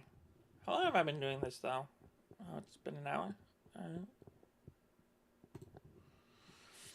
After transporting Sajay back to the village and producing some food to replenish his magic, he asked to be alone with Arda and Grimdar. As Jade left the room, she could feel Sajay bracing himself to deliver some bad news. Whatever was going on, it was not good, and she needed to be in the loop. She saw Hendok walking by and ran up to him. Hendok, got a moment? Hendok walked with her to a secluded area of the village. What's up? I want you to start training me right away, she said, but I want to keep it a secret. Why? I can feel you probing my mind. Need I answer? Hendok shook his head. I understand.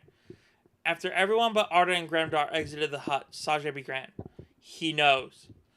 Grimdar and Arda looked at one another. How? Asked Arda. The book. He saw his victory. Sajay saw the dread on Arda's face. We need to tell her what the prophecy said. I'm just afraid that with everything that's happened in the past week, it'll break her spirit. She hasn't even accepted the idea of being the chosen one, much less dying for it. Then it's time for her to accept it, said Sajay firmly. Then and only then do we tell her the truth. History repeating itself, remarked Grimdar. Xavier turned because we were not honest with him. Do you really want our daughter going down the same path? There was a pleading in Grimdar's eyes as he looked at Arda. It was Sajay and I who deceived Xavier, said Arda. You do not bear that burden. And I told you when I proposed that I would bear all your burdens with you. Grimdar took Arda's hand in his. I understand that this is too much right now, but we need to tell her the absolute latest, the summer solstice. If she has not accepted her role by then, we still need to be honest with her. That night, Jade met Hendok in a clearing near the village. Magic is the ability to tap into the energy your body already produces, allowing you to create spells, hexes, charms, curses, all of which are dependent on your own skill and energy. Psychic power, however, is a bit more complicated. It allows you to sense and tap into energy around you. External energy. Your elemental power is a kind of variant of this, but in your case, focused on the raw elements of Earth. You're able to sense the Earth beneath your feet, right? Jade thought about this. She was able to sense the Earth. When Talon tried to trip her senses during their sparring match, she could feel Talon throwing the rock to distract her hearing, but she didn't really dwell on it at the time. Use that feeling as a base, but instead of the Earth, sense the energy around you, Hendok continued. Try to sense the village. Jade closed her eyes and concentrated. She could feel Hendok next to her, and Talon in the nearest hut in the village. She focused her mind a bit more, and she could sense the whole village. She extended her focus, and she could feel the animals beyond the village, the trees, the ants in the ground. Jade, stop! Jade snapped back to where she stood and saw worried Hendok before her. She was suddenly aware of the warm feeling on her lips and chin. She reached her hand up and felt blood pouring out from her nose. Hendok came closer and held his hand over her nose. She could feel the bleeding slow and in a moment stop. How far did you reach? He asked. Just a few miles in all directions, including the sky and ground. Hendok looked at her in shock.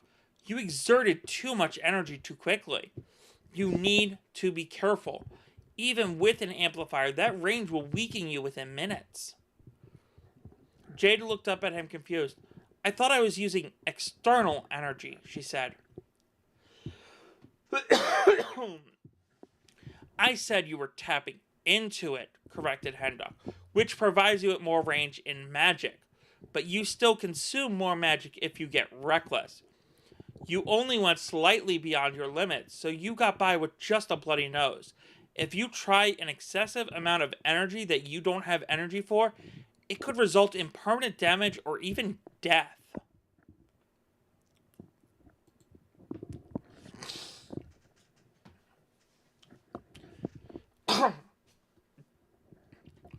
Chapter 16. The Elven Surplus Festival.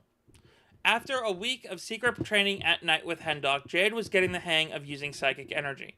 Hendok told her that once she was skilled enough, she could start reading minds. He did warn her to exercise restraint, because the high-caliber sages could booby-trap their minds against intrusive mind control. On the 7th day of her training, Hendok told her about the Elven Surplus Festival the next day, and that their training would have to wait until the day after. What's the Elven Surplus Festival? It's when we take all the surplus food from the past winter and share it all during one evening. There's music, dancing, entertainment, and of course, lots of food. You do this every year? Only when there's a specific amount of a surplus, explained Hendok. It serves as motivation to take only what is needed for the winter. We have more than twice the necessary surplus, which is fortunate, seeing as how we have company this year. I also hear one of the women in the village has grown wings. What does that mean? Asked Jade. Every now and then, a female elf will grow wings and be granted enhanced magical power. Then she takes her rightful place as princess of the elven race, and eventually, when she's old enough and masters her power, a queen. What makes them change? No one knows. All we know is that it is exclusive to women of the elven race, because the elven women tend to have better leadership skills, compassion for all life, and a higher resistance to dark magic. That night, Jade was garbed in a fine dress provided by the elves. The dress felt light as air, the skirt flowing around like water. The hem of the skirt looked alive like flower, and the design was very earthy. It felt like she was wearing the elements themselves. As she walked outside, the trees were alive with brilliant lights of all colors. People were dressed in semi-formal garb. Jade followed the crowds to the center of the village and saw an enormous table with a huge array of all kinds of delectable foods. Hey there, Serenity, said Serenity, running up in a dress made of silk, covered in a pattern of green and blue flames. They made you a dress too, huh? Yes, replied Jade. What about Talon? Where is he? Where else would my killjoy of a brother be? Serenity rolled her eyes. He's staying in his room tonight. We can't have that, said Jade. I will talk to him. Jade ran off to the hut Serenity shared with Talon and knocked on the door to his half. He opened the door and stared at her for a second, clearly taking in how she looked in the dress. What's wrong? He asked finally. You're staying in your room when there's a festival to attend, said Jade. Would you like to accompany me? Why? I thought we'd just enjoy ourselves tonight. She was now becoming aware of how distant he felt. Enjoy ourselves, Talon breathed. I don't deserve that kind of treatment. I don't deserve to enjoy myself. Why not? Everyone deserves to enjoy themselves every once in a while. What about evil people, like Zog or Cywix? Jade hesitated. She wasn't expecting this kind of argument. But you're not them. How do you know? Talon demanded feverishly. You know nothing about me beyond what I can do, and that Serenity is my sister. Then tell me, prodded Jade. Don't distance yourself from me. I just want to be your friend. I used to work for Zog, confessed Talon. I gave him an artifact of my race that destroyed my entire home. A crystal that kept our city floating in the sky. Even with our entire race decimated, I still handed it over to him. I failed my people. I don't deserve to live a single day without regret, and I don't deserve a single night of peace. Talon looked at Jade, expecting her to be taken aback, but was surprised. You realize what you did was wrong. You joined us to stop Zog because you know what he is capable of, right? You think you deserve, you might think you don't deserve a night to relax, but you're clearly trying to atone for the sins of your past. Stop groveling in self-pity and just dance with me.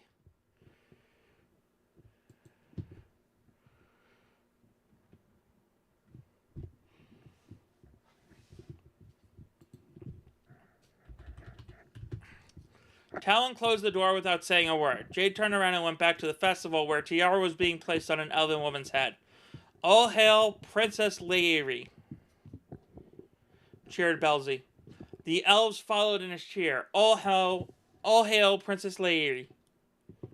Jade saw her mother and father a short ways off talking to one another and followed them as they stepped behind a house. As she rounded the corner to greet them, she caught a glimpse of the conversation. We need to tell her, Gremdar said.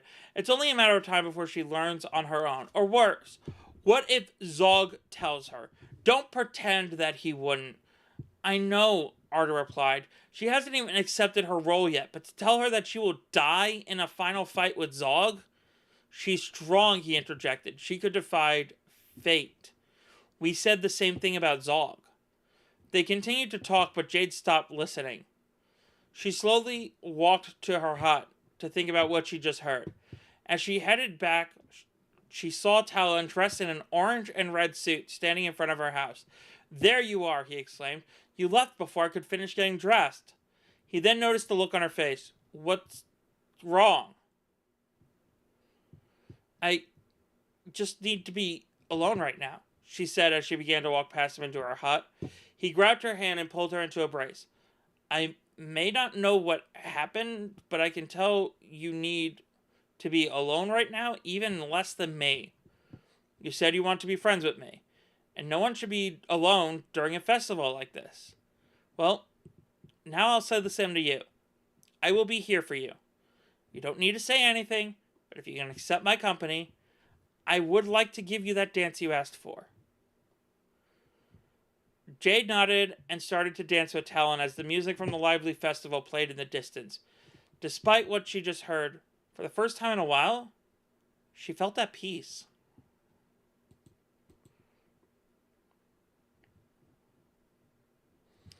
The next morning as Chapter 17, The Bitter Truths. The next morning, as Jade lay in her bed, she couldn't help but think over and over again about what she had just learned. She was not meant to live. It was scary, knowing that her time was limited. To know that by this time next year, she would be dead. She thought about her mother, who, as the guardian of energy, was also limited in her time. And one question came to mind. How has she accepted it? She remembered her mother saying that it would be great to move on once her work was done and to do so without regrets. She thought about a life without regrets. It sounded like a simple concept, but in reality, Jade knew it was anything but. She remembered a time when she was a little girl and first heard that expression. She remembered thinking that it meant you could do what you wanted, when you wanted. She remembered going out and playing with her friends and shirking all responsibility to live without regrets. But it was only when her rabbit died of starvation that she realized that she was wrong. To live life carelessly is not the same as to live life without regret. If she were to die, what would she want to do before then? What would allow her to live the way she wanted? She had to think about this because she never wanted much out of life. Maybe she could instead ensure that those left behind were somehow taken care of? Jade thought of her father and how her mother's death would leave him alone. She vowed to do something to ease his worries, or at least give him something worth living for. She thought about her new friends, Talon and Serenity, and realized she needed to find them some kind of closure for their race. It was a small idea, but the only one that came to her. Then she thought about Sajay. What could she do for Sajay?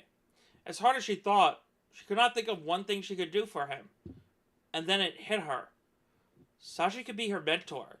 She knew her mother was more skilled in magic, and her father was more skilled in sword fighting, but Sajay was Zog's old teacher. He knew Zog better than anyone. And if anyone had the key to understanding Zog, it was him. Having Sajay as a mentor, even the playing field. But was she going to beat him? That was the one question that nagged at her. The prophecy said that she was going to die. But what does that mean of Zog's face? Is there a way to ensure that his demise after her death? She must find a way, because there would be no life without regrets if she couldn't take Zog down with her. Chapter 18. The Crystals of Hageisha.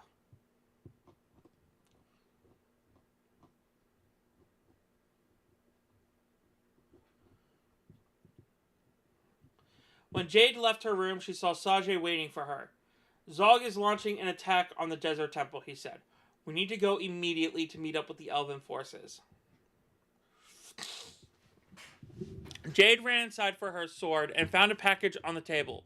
She tore it open to find an amulet with a note attached. I have infused this amulet with a portion of my energy. It should help with using your powers. It has a limit, however, and once reached, you'll be limited to your own energy. Don't be careless. Love, Mom. Jade secured the amulet around her neck and walked outside. She and Sajay headed towards the edge of the forest leading to the nearby desert. I've been thinking that you should be my mentor, said Jade. Sajay looked at her with a puzzled expression. But your mom doesn't have the history you do with Zog, Jade finished. I need more than magical training. I need to know my enemy inside and out.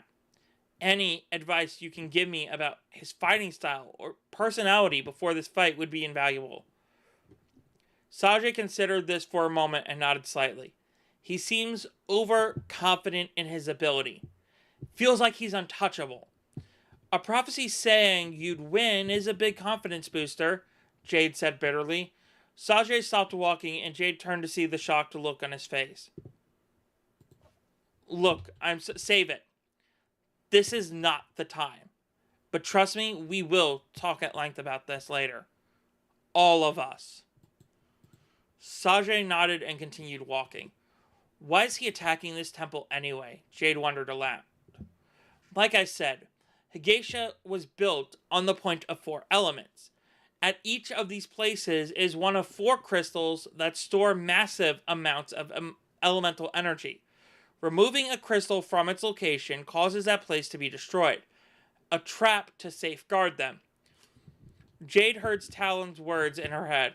I gave him an artifact of my race that destroyed my entire home. A crystal that kept our city floating in the sky. The Dragon City housed one of these crystals, didn't it? So you know about Talon's past then, replied Sajay. Yes, that means Zog is in possession of one of these crystals already. No doubt he wants them all. What happens if he gets them all? I don't know. What I do know is that in the war 1,000 years ago, Lucifer and the Dark One were trying to get them as well. I think Lucifer is the only one today who actually knows. Can we ask him? Inquired Jade. Not that easy, Sajay sighed. He is notorious for his magical contracts. He has tried to get your mom to repeal his sentence for years with all sorts of informational bribes. She says she will never trust him again. So she did trust him once then? Concluded Jade. The notion her mom had a personal history with one of the worst magical criminals in history certainly piqued her curiosity. Your mom and Lucifer grew up as friends, but when the war started, he stabbed her in the back. The only reason Lucifer is not dead is because there was a larger threat to contain. Lucifer had no problem stabbing his new mentor in the back just as easily as your mom. My guess is that Lucifer feared the amount of power the Dark One would have with the power of the crystals. One thing I can say for sure is any amount of power to make Lucifer afraid is any amount of power not to be trifled with. Jade considered this as they reached the edge of the forest to see the elves locked in combat with an army of shadow soldiers. She then looked to the side of the conflict to see Zog. He watched calmly, a smile on his face, as if he already knew the outcome.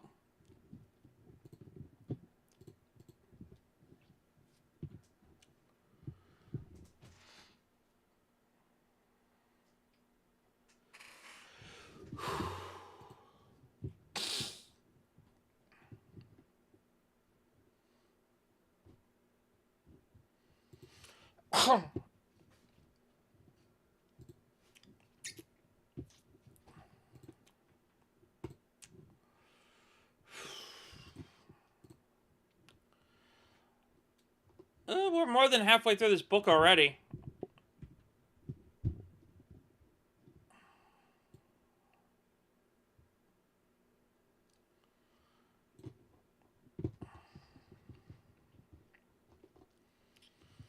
Chapter 19, Battle of Will. I need to get to the temple. Sorry. I need water. I'm getting tongue-tied. Chapter 19, Battle of Will. I need to go help your father and secure the crystal inside, said Sajay as he ran to the temple. This was it. Jade's first fight with Zog. She drew her sword and ran up to him as he turned to her and did the same. Their swords clashed, and the sheer force knocked Jade's from her hand. Zog raised his sword again, and she threw some sand at his arm. The sand formed a rock around his wrist, and he held him suspended in the air. She then moved the sand beneath her sword, drawing it back to her. She readied her stance for another attack. So that's how you want to play, he remarked eagerly. Zog dropped his sword, catching it in his free hand. The sword morphed into his scepter, and he shot a spell of red energy at Jade. She quickly dodged that, but lost control of the rock in the process.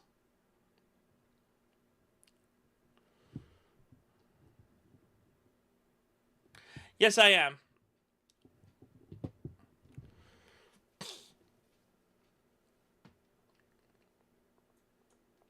It is a very, very different stream. But this book series is something I'm passionate about. Because this is my own original work that I've been working on.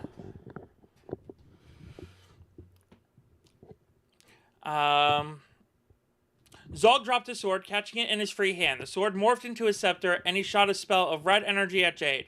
She quickly dodged, but lost control of the rock in the process. Zog fell to the ground and hit the rock with the same spell, breaking it. He shot 2 more spells at Jade, and she dodged both. He shot one final spell, which hit her square in the chest, throwing her backwards. You're out of your league, he shouted at her. Maybe, she yelled back, but I'm still in my element. She threw her sword to the ground and started waving her arms around. At first, Zog didn't understand what she was doing, but as his vision fogged over, he realized that she was kicking up a sandstorm. He now found himself able to see nothing beyond the thick layer of sand in his face. He readied himself for an ambush in the sandstorm, when suddenly all the sand descended violently, burying him up to his neck before turning to solid rock. Before him, before him, her sword raised to his neck. She reared back, swung inches from his throat when she couldn't do it. She was ready to kill this man, but the red stain on her sword brought her right back to reality. She couldn't do it. This man was a monster, ruined the lives of so many, and she had the chance to stop him from ruining so many more. But just the thought of the kindly neighbor she killed in the heat of battle was enough to make her doubt everything. Maybe this is why I lose. Sure enough, Zog noticed the weakness in her expression. You can't kill me, can you? He was taunting her, and yet she still couldn't find it in her heart to kill him. It's okay, he said. The truth is, you're not supposed to. You're not supposed to kill me. You're supposed to die. Sajay's words rang in her head. He seems overconfident in his ability. He feels like he's untouchable. What do you mean? Asked Jade, feigning curiosity.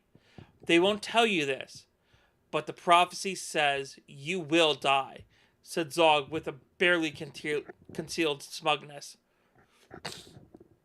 Jade needed this to be convincing. She let some of the rock turn back to sand, as though she was losing control before she responded. I don't believe you. Prove it.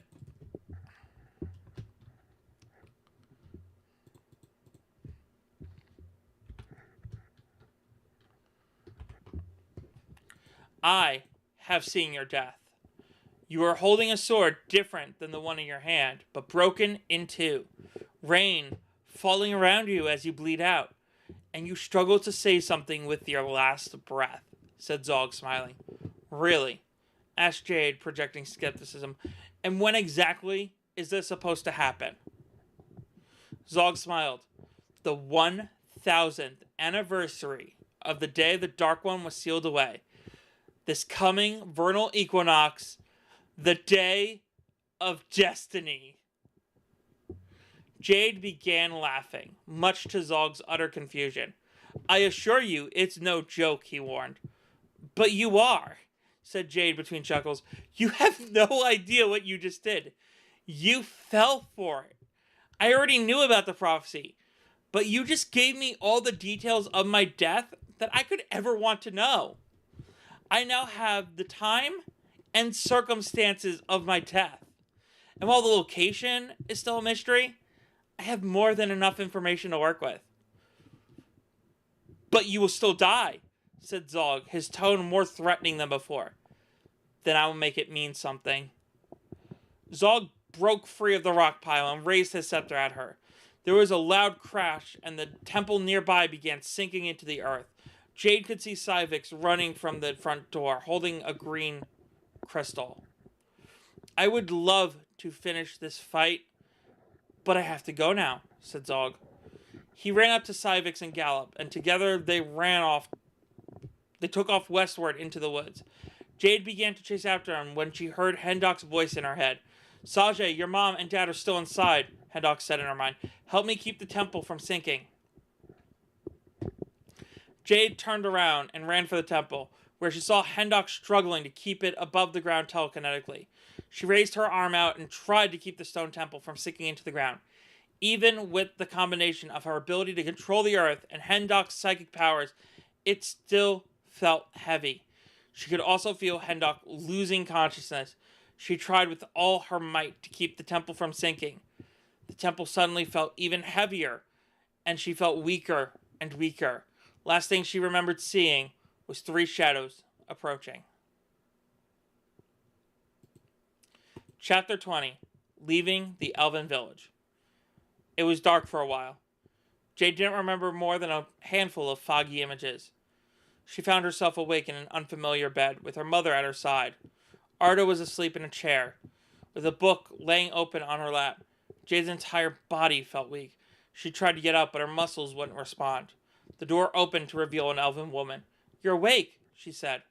This woman looked familiar. You've been asleep for some time, she said as she walked to the other side of the room with a tray of food. Here, eat. What's going on? Asked Jade. Just focus on eating. You need to replenish your energy. Jade looked and saw a bowl of soup with a piece of bread. She picked up the bread and took a bite out of it. Her body aches lessened. You've been out so long, your body hasn't been able to get proper energy. Lady Arda has had to regularly channel her own energy into you to keep you alive. Her energy was the only compatible source after all. How long have I been asleep? 6 weeks, Arda replied. Jade turned to see her awaken. 6 weeks? Spring was already half over. Can I speak to my daughter alone, Lady Liere? Arda inquired. Of course. If you need anything, let me know. As Lady Liere left, Jade realized why she looked familiar. She was crowned princess at the Harvest Festival. That's supposed to say Surplus Festival. After the door was closed, Arda pulled the amulet out of her robes. It was broken. This was supposed to be enough energy to last you until we got your sword. This was our safety net. And now, I wasn't going to let you die in there, Jade interrupted. I had to do something. But you need to be more cautious of the amount of energy you use. You were not born with magic, nor did you go through all the training that all Sargas experience to manage it properly. It's bad enough that I found out you were trying to extend the range of your powers without proper guidance. But trying to keep a building from sinking at the expense of all your energy is reckless. You need to manage your energy better, especially now that you're limited in what you can do until we have your sword. I know, said Jade. I'll try. So, I heard you took on Zog, said Arda lightly. Yes, said Jade, thinking back to their fight. I had him trapped and was about to kill him, but I couldn't do it. I hesitated. Maybe there's a bigger purpose in sparing him, Arda pondered aloud. I don't buy that. It wasn't destiny that he was spared. It was my own indecisiveness. I'm not going to blame destiny for myself. I'm not going to blame destiny for my mistakes. I choose to take responsibility for my actions. As she said this word aloud, her mother looked uncomfortable. Sajay told me you found out about the prophecy. Yes. I don't even know if I am the chosen one. A part of me is holding out hope that I'm not. But if I do have to be the chosen one, I will do what I have to. I'm not afraid to die for my friends. After all, we all have to go sometime. She saw the look on her mother's face. It was sheer shock. Arda leaned in and hugged her. I'm so sorry you had to deal with this on your own. I should have been there for you these past few years. I kept doing all this work for the elves for when I would eventually die and they would have to go on without me. But I never thought about how much I needed to do for you. I'm so proud that despite my shortcomings as a mother, you are still the strong woman I see before me. That evening, after Jade had regained her strength, she and her mother were ready to leave. Apparently, the rest of the group had left for the village of Kred weeks ago, including Hendok, who wanted to continue to help Jade with her psychic training. Arda said that Sajay was going to open one end of a quick port that night at sunset. As the pair headed to the center of the village where the elves would open the other end, Jade could tell her mom did so with a heavy heart. As they reached the center of the village and all the elves were waiting for them. We will miss you, Arda, said Belzy. You have made such a difference to our race. We are forever in your debt. Arda nodded, unable to find the words. She pulled a metal boomerang adorned with pink crystals from under her cloak. She beckoned Layure to come forward. This boomerang is the last tool I will ever make. It allows the true heir to the elven race to control its power. As the only elf in recent years to inherit a pixie form, you are currently the true heir. Please instruct the future of the race to follow those who are able to wield its power. I will, promised Lady Layure as she took the boomerang. I leave them to you now. The ground around them lit up as Jade and Arda were taken away from the elven village. They appeared in a clearing with Sajay, Serenity, Gremdar, Talon, Hendok, and Flit, with a camp set up and food cooking on the fire. It was when Arda fell to the ground and started to cry that Jade realized something. As strong of a front she put up, even her mother, who knew for 1,000 years that she would not live past this one, she had not accepted her death fully. It was in this moment that Jade realized why she did not fully accept her role as the chosen one. To do so would be to accept her own death.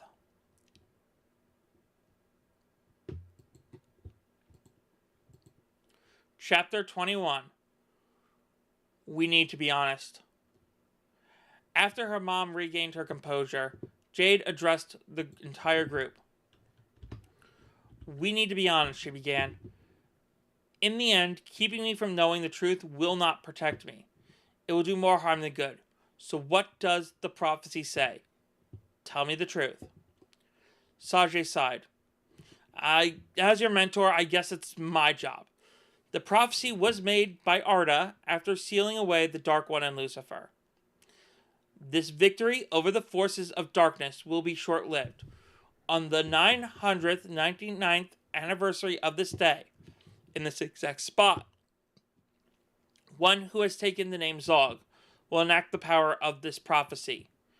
Throughout the following year, he will sow seeds of darkness that will ultimately bring the world to its destruction. All will be powerless to stop his reign, except for a chosen one who will bear the mark of a season on their hand. The chosen one will be tasked with reuniting the elemental guardians and mastering the power of the elements through the raw emotion that governs them. On the 1000th anniversary of this day, the chosen one will confront Zog. The chosen one has the power to kill the Zog, but will die in the attempt. The Zog seeds will take root, and the world's fate will be sealed. This is what the prophecy said, and so far has come true. If it is to be believed, our efforts will be in vain. So if I fail, the world burns, thought Jade. If I'm up against fate itself, I need to be strong. Flint let out a low scoff. Something funny, Flint? Asked Jade. She did not miss the sarcastic notes he implied. You talk about honesty, but it goes both ways, said Flint aggressively. What do you mean? You have not accepted your role. All this talk about being strong to defy fate, when you haven't even accepted who you are. You need to understand the raw emotion of the elements, and yet you have no idea what it means to have a strong will. Your indecision will be our death. Flint, scolded Arda. That's enough. No, Arda, he responded.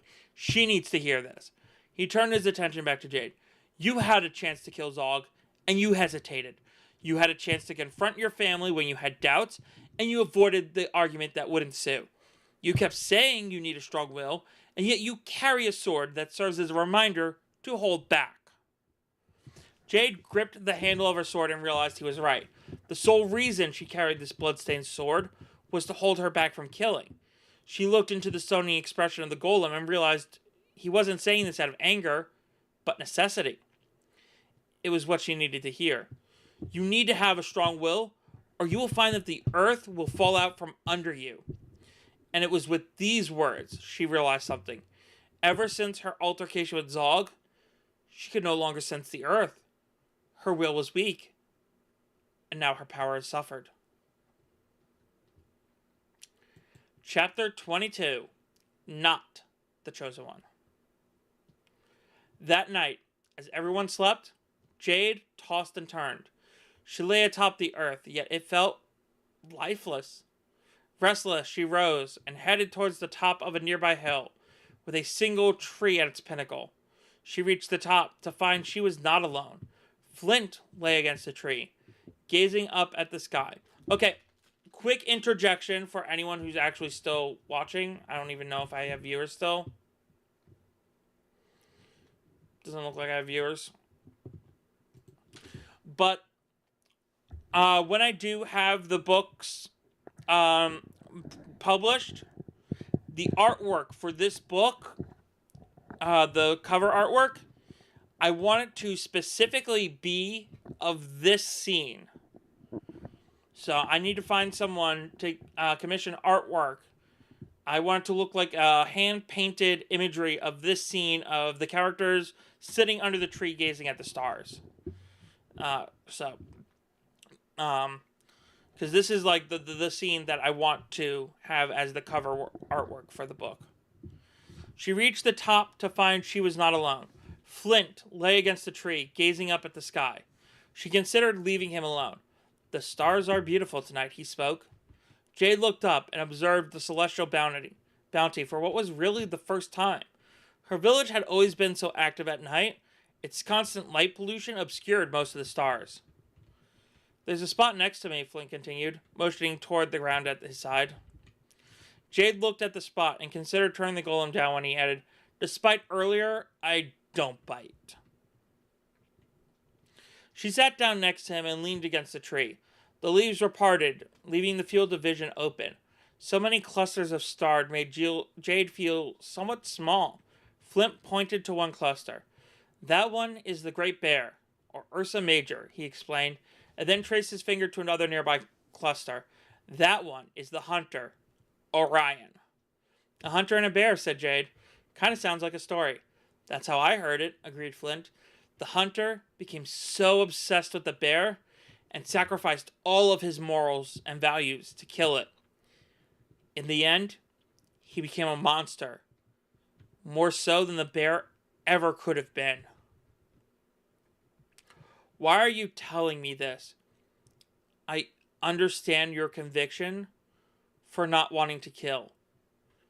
It is an admirable trait. But you can't let that be what separates you from evil. In war, death is inevitable. It's just a matter of how much you can tolerate before you look to stop the source of the conflict. I will admit there are rare occasions where death is avoidable.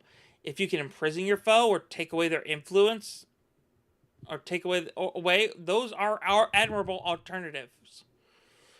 There are some cases where a peaceful solution comes out of nowhere, but those cases are rare. In the end, if you have to kill, let the morals behind it be what makes you different from them. The intent, not the method. That's what's important. Are you saying this to convince me of what I have to do as the Chosen One? You're not the Chosen One, said Flint. Jade was taken aback. What do you mean? She asked. You cannot be. You lack the will and conviction of a chosen one. It's as simple as that. How could you say that? She demanded. Are these not the words you've been desperate to hear this whole time? He was right. Everything Flint said was to point out her insecurities and doubts. You're held back by your doubt. The chosen one needs to be the embodiment of the elements, and all this doubt brings you further from being an embodiment of Earth. I can't sense the Earth anymore, cried Jade, voicing her latest fears. Makes sense, said Flint in a steady voice. You are held back by doubt. Such a mindset interferes with your ability to control the Earth. I assume it happened after your face-off with Zog. I saw the whole thing. Though you were quick with using the situation to your advantage, your doubt was obvious. What about when I held up the temple? That was after my fight with Zog. Did you doubt you could? No. You did so without a second thought. Until you have a more complete grasp of the Earth, you will not have complete control. Its current state doesn't help the matter, Flint sighed. What do you mean? The Earth is weaker than it used to be. The crystals were meant to maintain the state of the elements until, well, they were no longer needed. They were meant to keep balance for a period of 2,000 years, but now 2 of them have been stripped before even reaching half their quota. The wind has been stale for years, but now the Earth is weaker. I suspect we'll find food scarce during the coming months. Without the usual energy in the Earth, crops will die, and a famine will ensue. Unless you confront your doubt, you won't even be able to utilize the Earth anymore. Then again, it's probably for the best. You are, after all, not the chosen one. As Jade considered everything Flint had said, she could not help but to think about how right he was. She knew he wasn't saying this to hurt her, but rather because it was the truth.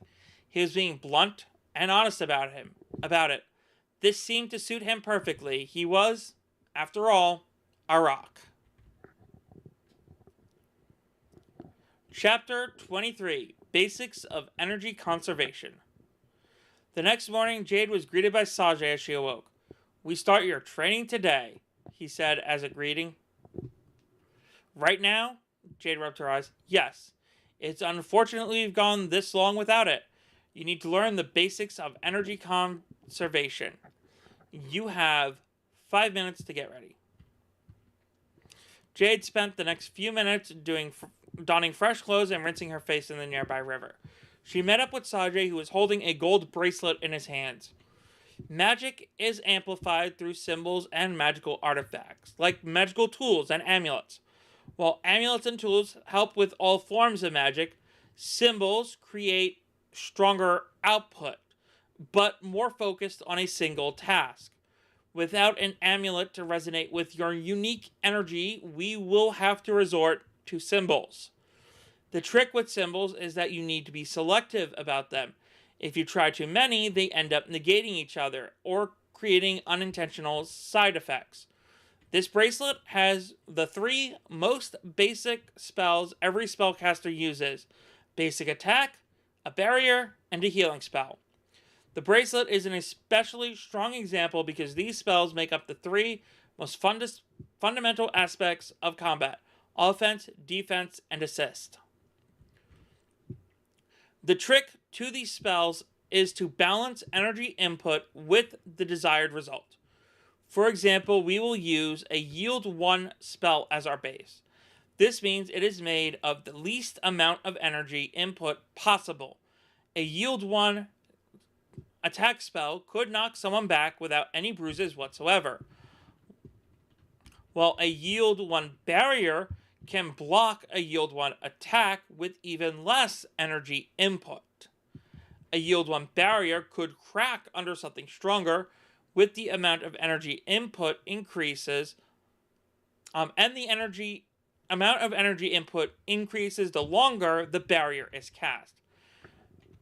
That means after a few minutes, a Yield 1 barrier will end up requiring twice the amount of input than a Yield 10 barrier for just a second. There is also a Yield 1 healing spell that would heal a tiny cut. The greater the injury, the more input required. Trying to heal someone on the brink of death is never a good idea because in most cases, both parties would die. Essentially, a battle comes down to a simple task of doing what conserves the most energy. I say simple because in theory it is, but in practice it's also a matter of reading a situation and figuring out what is best for the scenario. Your opponent also makes a big difference. Some might go all out with attack with little regard for energy consumption, while others will try to play the long game and lower the enemy's energy to ensure their own victory. A strategy like this is a favorite of your Aunt Kendra. She didn't get the title of Kendra the Fearless for nothing. I have never met anyone who is better at playing the long game than her. Jade took in all this information as Sajay handed her the bracelet.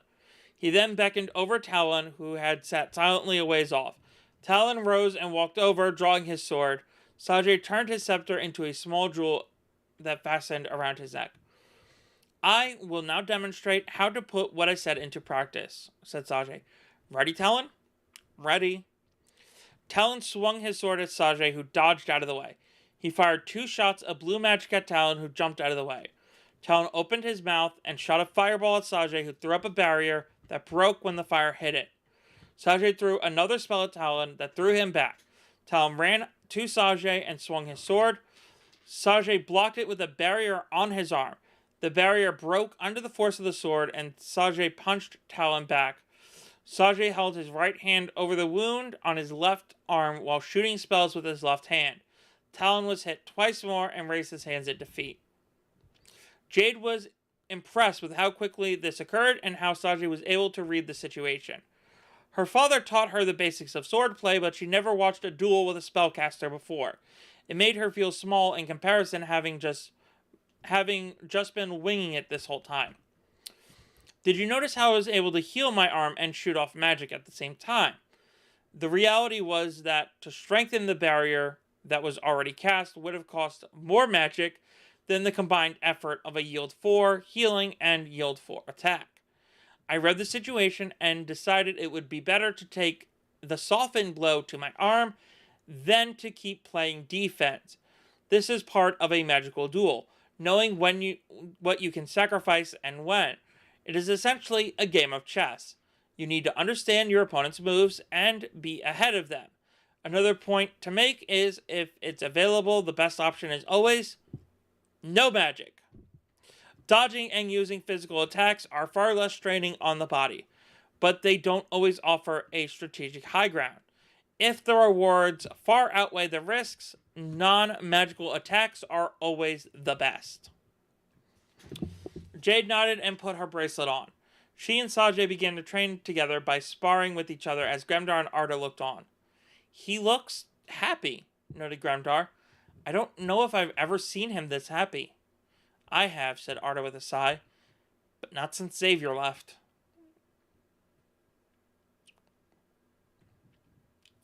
Chapter 24. The Deal Between Master and Apprentice. As the next few days passed, Jade continued her training with Sajay. It was hard at first, but over time she gradually improved. By the end of the next 2 weeks, she had finally gotten Sajay to yield during the match, but she was able to land a solid punch while he was blocking her sword with a barrier. Very good, he said. You are learning fast. Even Xavier took years before he was able to best me. Jade sheathed her weapon. Despite what he had done, Sajay still spoke fondly of his first pupil. She remembered what her father had said 2 months earlier. Sajay is doing everything in his power to ensure that his pupil sees the error of his ways before it is too late. He must have had quite the student. I have a question, began Jade. You speak fondly of Zog. Why is that? The bond between a master and apprentice is a strong one, Sajay sighed. It is one that is mutually beneficial at its inception and grows into an unbreakable bond. Student looking to the teacher for guidance and education. The mentor looking to the student to pass on experience and hopes for a better future for the next generation. All my hopes and dreams, the lessons I learned, The mistakes I made were passed on to Xavier to improve his life. Or rather, that was the plan. I must now learn from my mistakes so that I can teach you better than I taught him. So what did it feel like when he betrayed you? Was there any indication it was coming? I'm sorry, replied Sajay. I can't answer that right now. I understand it needs to be said, and knowing the events surrounding our departure from Atlantis is something you need. But I can't do it. At least not now. Jade saw a tear fall from Sajay's eyes. She was asking a lot of him. How about a deal? Sajay looked at her with a curious expression. She also noticed Flint was looking over in their direction. I have been plagued with doubts that I am the chosen one, continued Jade. If I am, the story is only one of many that I will need to know. So when I have fully accepted that I am the chosen one and live up to what that requires, then and only then will I have the right to ask about your past. On that day, however, you will answer all my questions. Deal? She held out her hand and Sajay looked at it for a second. He smiled and grabbed her hand before vigorously shaking it. We have a deal, he agreed. And they shook before she could swear. As they shook, she could swear she saw Flint smile. If only briefly. As the days wore on, the group made their way toward the town of Kred in the northwest part of Higacia. The nearby mountain housed the sword Jade needed. The night before they reached the village, Jade took notice of the setting sun. The solstice is the day after tomorrow, she observed. Yes, said Flint. It's important we retrieve the sword before then. Why? If you do turn out to be the chosen one, you need the sword to harness the energy of the Earth Guardian. Jade thought about this. She hadn't even met the Earth Guardian. She also realized that he acknowledged the possibility of her being the chosen one. I thought you said I wasn't the chosen one, she prodded. You're not, said Flint firmly, but I think you can change that. She looked down and tried to figure out the hidden meaning to his words. She wasn't the chosen one, but she had the power to become the chosen one? It was a riddle he was imploring her to solve. One last piece of advice, began Flint. You know what Zog saw in the Book of Destiny. That is fate. And you need to defy it. So then it's not my fate, corrected Jade. I never said that. I said you have to defy it. The key to defying fate is to accept the fate you have. You need to accept the reality that you will die at the hands of Zog on the vernal equinox. Once you accept this, you can figure out a way to avoid it. There is a way. I know there is. And it is up to you to find it. Jade looked up into the stony face of the golem to see a smile on his face. It was here that she realized what he'd been doing this whole time. He was preparing Jade for her destiny. One she had to defy. Flint knew more than he let on. And now, Jade thought she knew why. Chapter 26. The Battle of Kred. Decision. The next morning, after cleaning up camp, they made their way to the town of Kred. Kred was significantly larger than Chrysalda, but still nowhere near the size of the city of Atlantis. Its population was merely in the hundreds, whereas Atlantis was home to thousands. So, after we get the sword, where do we go next, X-Jade? Can't we focus on a single task? X-Talon bitterly.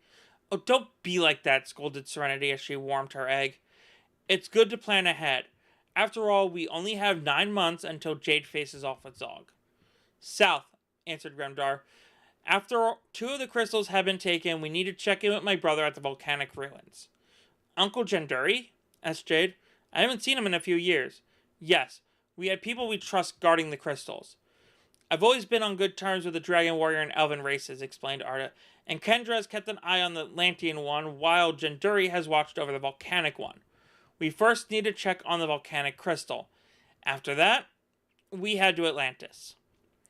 Kendra said anyone entering the city who was banished would be executed on the spot, worried Sajay. It's too risky. We can't ignore the state of Atlantis any further, replied Arda. Kendra said to go find our queen to protect the king. Chosen One is essential to whatever her plan is to regain control of the city. We're here, announced Gremdar, as the group halted behind him. Jade looked past him to see a massive town that stretched for miles. As they descended into town to gather more supplies, Jade took note of the prices for a pitiful-looking supply of tomatoes. I told you, Flint whispered into her ear. The earth has less energy, and a famine is certain. After they stocked up on supplies, the group traveled toward the edge of town when they heard screams emerging from the border gates. People flooded past them in a panic. Many screamed, "We're under attack!" Arda pulled Jade and the others into an empty alley. "We have to leave now," she warned. "We cannot fight them off. We do not have time." "She's right," agreed Hendok. "I can only send Civix and Galuf, but Galuf has an entire army with him." "A top priority is getting your sword," reminded Gremdar. "No one would fault you for running. We need to keep our priorities straight." "Why are you phrasing it like that?" asked Jade. "Because in the end, this is your call," said Sajay. "As the Chosen One, we will start looking to you for leadership. This decision is yours." Jade locked eyes with Flint. "What do you think?" "I think you already know my answer." Jade nodded. "We're done running. We ran from Crisalda. We ran from Fort Balstar. Not here. These people can't defend themselves. It's up to us." Jade felt confident as she spoke these words, and for the first time since he fought Zog, she could feel the earth beneath her.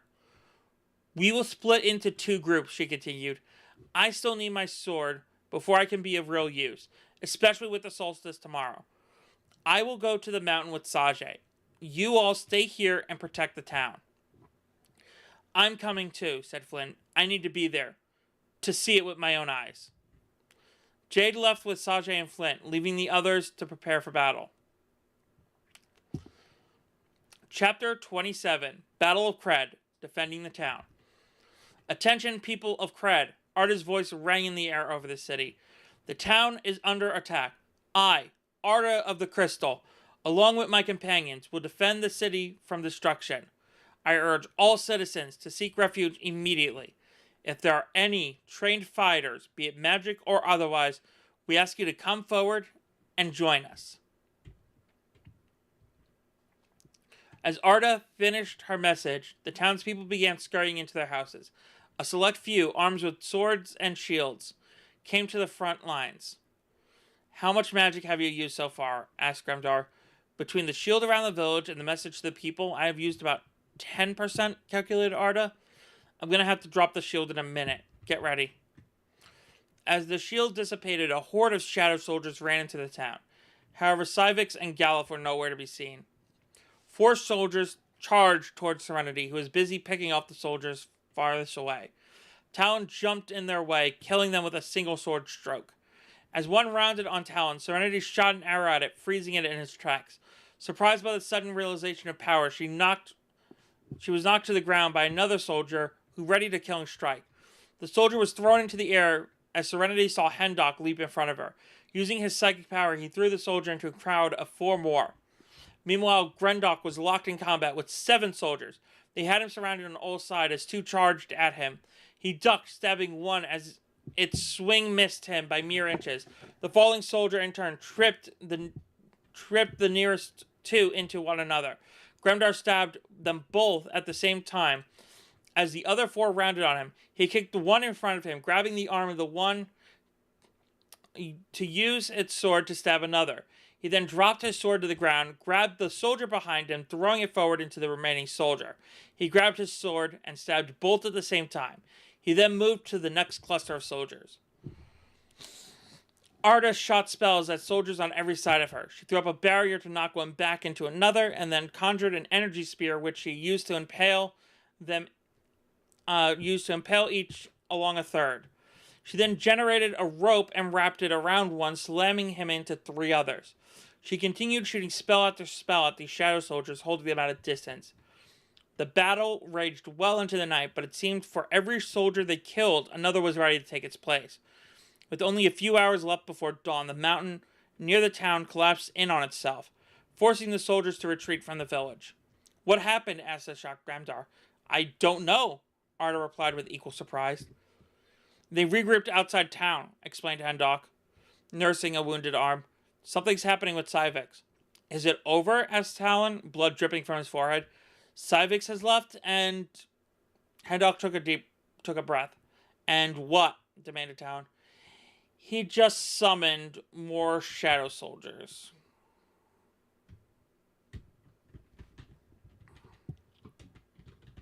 That should be Galuf. Galuf just summoned more shadow soldiers. The others realized this fight was still far from over. Chapter 28, Battle of Cred. This is my choice. As Jade, Sajay, and Flint left the town, Arda generated a barrier around it to prepare for battle. They made their way up the mountain, but it would be quite a hike. Sajay mentioned that the cave they were looking for was about halfway up. As they walked, Jade could hear the battle begin in the town below. She needed her sword. She needed to help these people. She thought about all those who were currently fighting and dying, all because she did not kill Zog when she had the chance. The sun had set and they were still climbing. Jade's doubt had reached new levels as they neared the cave. This whole time, she hadn't wanted to be the chosen one. But what if Flint was right? What if she wasn't the chosen one at all? All those people dying in the village. All for nothing. The eastern sky had a faint pink light as they reached the cave. Dawn was mere hours away. They entered the cave and Jade spotted a pedestal with a scepter on it. Scepter was yellow, topped with a blue orb. This is it, confirmed Sajay. Only the chosen one can harness the power of the sword. If you are worthy, it will change into its true form, allowing you to remove it. Well, we can't have that now, said Cywix, entering the cave. Grab it, yelled Flint as he charged towards Cywix. Cywix shot a spell at Flint, knocking him down.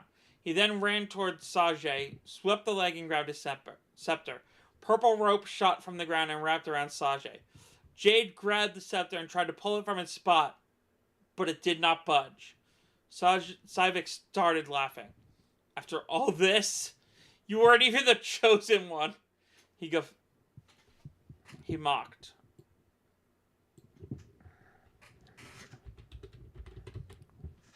Oh well, at least I can take care of one potential problem while I'm here. He turned to Flint. Cywix looked at the weakened golem on the ground. The crack on Flint's front side had broken open again. Cywix searched around the golem's body until he found something on his back. A golem needs a divine word to live, right? Began Cywix. It is essentially your heart. While an injury like that will kill you eventually, this, here, on your back, is the thing that keeps you alive. It's Elven, but it doesn't translate to anything. It's essentially a bunch of gibberish. Celestia. He traced the carvings with his finger and spoke even menacingly. To think that the Earth Guardian could be brought down so easily. Lightning shot from his hand, slicing at the etched words. Flint writhed in pain. Jade started to charge at Cywix, but a bolt of lightning at her knocked her backwards. You failed, Flint, he taunted. You needed to add your strength to the chosen one, and you failed.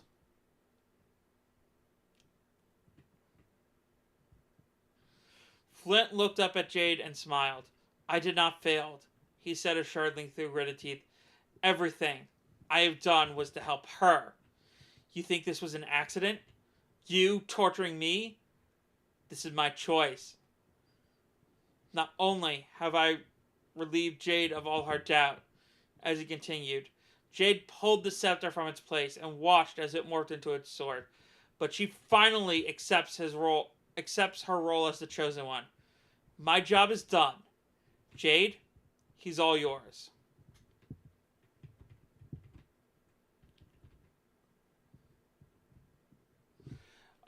As a green energy exited the golem's body to fuse with her sword, Jade finally understood. She needed to choose. It had to be her choice, because only then would she be able to do what was necessary. She felt Flint's energy surging through her, his voice ringing in her head. Let's get him. Jade took the sword. she carried for months and cast it aside.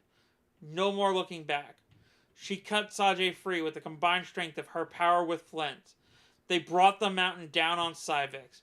She bore through the rock easily, fashioning an escape tunnel, cutting straight through the mountainside. They would reach the village in just an hour. Chapter 29, Battle of Cred. Moving forward. As the mountain erupted, Syvix teleported beside Galuf. He was bruised badly and bleeding profusely. "That bitch!" exclaimed Syvix. "Can't believe she got one over on me like that." "What happened?" asked Galuf, signaling his army to retreat. "She dropped a mountain on me. I don't even have enough energy to properly heal myself." "What about your special technique?" hinted Galuf. "I can't even do it right now. I still need a massive base energy to start with. I have just enough to teleport back to Zog. You coming?" Galuf looked to the town. "No, I'll stay. They've been considerably weakened, and we can get rid of at least a small part of our opposition." "Don't underestimate the girl," Syvix warned. "With the sword, she's on a whole new plane." "But she still has her morals. The same morals that held her back from killing Zog. I've given you my warning. What you do with it is your problem now." Syvix disappeared into thin air as Galuf readied himself for the next wave of battle. He placed his hand on the ground and summoned all the shadow soldiers he could muster. As Jade and Sajay made their way back to town, Arda was catching her breath and trying to heal all she could. "Thank God you're back," exclaimed Talon. "We were worried after the mountain collapsed." "I tried to get Syvix, but I think he teleported away," sighed Jade. "He did," confronted Hendok, "but he left the battle. I guess his injuries were too great. Galuf just summoned an entire army, this one bigger than the one we've been fighting this whole time." "What do we do?" wondered Serenity. "I'm completely useless at this point. I've run out of ugh. I got tongue-tied there. "What do we do?" wondered Serenity. "I'm completely useless at this point. I've run out of arrows hours ago, and I can't even use my dragon power yet. I can breathe fire and ice, I think, but..." Jade turned inward. This army was a problem, and everyone seemed to be at their limit. She needed a solution. "Galuf. What if I kill Galuf? This magic is his doing." "The shadow soldiers are a conjuration spell of dark magic," said Arda. "If the caster dies or becomes incapacitated, the spell fails. We won't even need to kill him, just injure him enough to force his reconstruction." "Killing him is the better option," Jade countered. "He'll just come back later and cause more problems. I need to aim for the heart." "Finding him will be the hard part," Grimdar added. "His strategy is to be as removed from the battle as possible." "No, he won't," affirmed Tendog. "I've been scrying his location this whole time. I'll let you know telepathically where he is."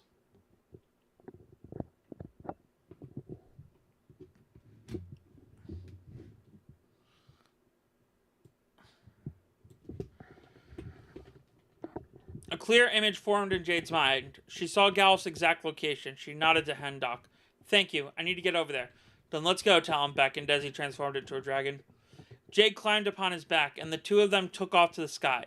She could see sunlight peeking above the horizon. Dawn was mere minutes away. She indicated to Talon where to go as he touched down near Galuf. Talon transformed back into his human form and charged at Galuf with his sword drawn. Galuf kicked the sword from Talon and knocked him to the ground with the hilt of his sword as he drew it. He rounded on Jade with his sword readied. In an instant, everything fell into place. Jade felt the drive to protect Talon as the sun shone on her back. She drew her sword as her hand exploded in pain. She swung hard, throwing Galuf back with a fiery blast from her swing. She ran up to him as he laid on the ground and struck, aiming for the heart. In a last-second attempt of self-defense, Galuf managed to hit the sword with his hand, deflecting it toward his neck. "I've underestimated you," said Galuf as his body disintegrated into a black dust. "I won't make that mistake again." As Galuf disappeared, the shadow soldiers followed suit. Jade examined her hand. The mark of the flower now resembled the sun. As she looked to the sky on this first day of summer, she knew there was no turning back. She needed to keep moving forward. You did good, kid. Flint's voice rang in her head. You did good. Chapter 30. The Dark One's Freedom. Civix glared at the figure of Galuf lying on the ground. I told you not to underestimate her. You only survived by the skin of your neck. Literally! Zog only looked at him with a stone-faced expression. I'm sorry, Zog, said Galuf. I'm useless to you for the next few months. That's all right, Galuf. All will go according to plan. We can't leave them alone, urged Civix. At this rate, she could quiet, scolded Zog, but his tone was soft, as though scolding an upset child. I have this planned out. Zog removed the black crystal from his neck and walked into the next room, and placed the crystal on the ground in the center of a bunch of carvings. Civix ran in next to him, looking utterly confused. You can't, begged Civix. He's too powerful. I have it under control. Zog channeled his energy into the carvings as the black crystal broke and a whirlwind of black energy erupted forth. Once cleared, a man made of dark energy stood before him. After a few seconds, his skin turned from the smoky black to a faded purple. How long? Asked the man. The 1000th anniversary of your imprisonment is just 3 seasons from now, Zog replied.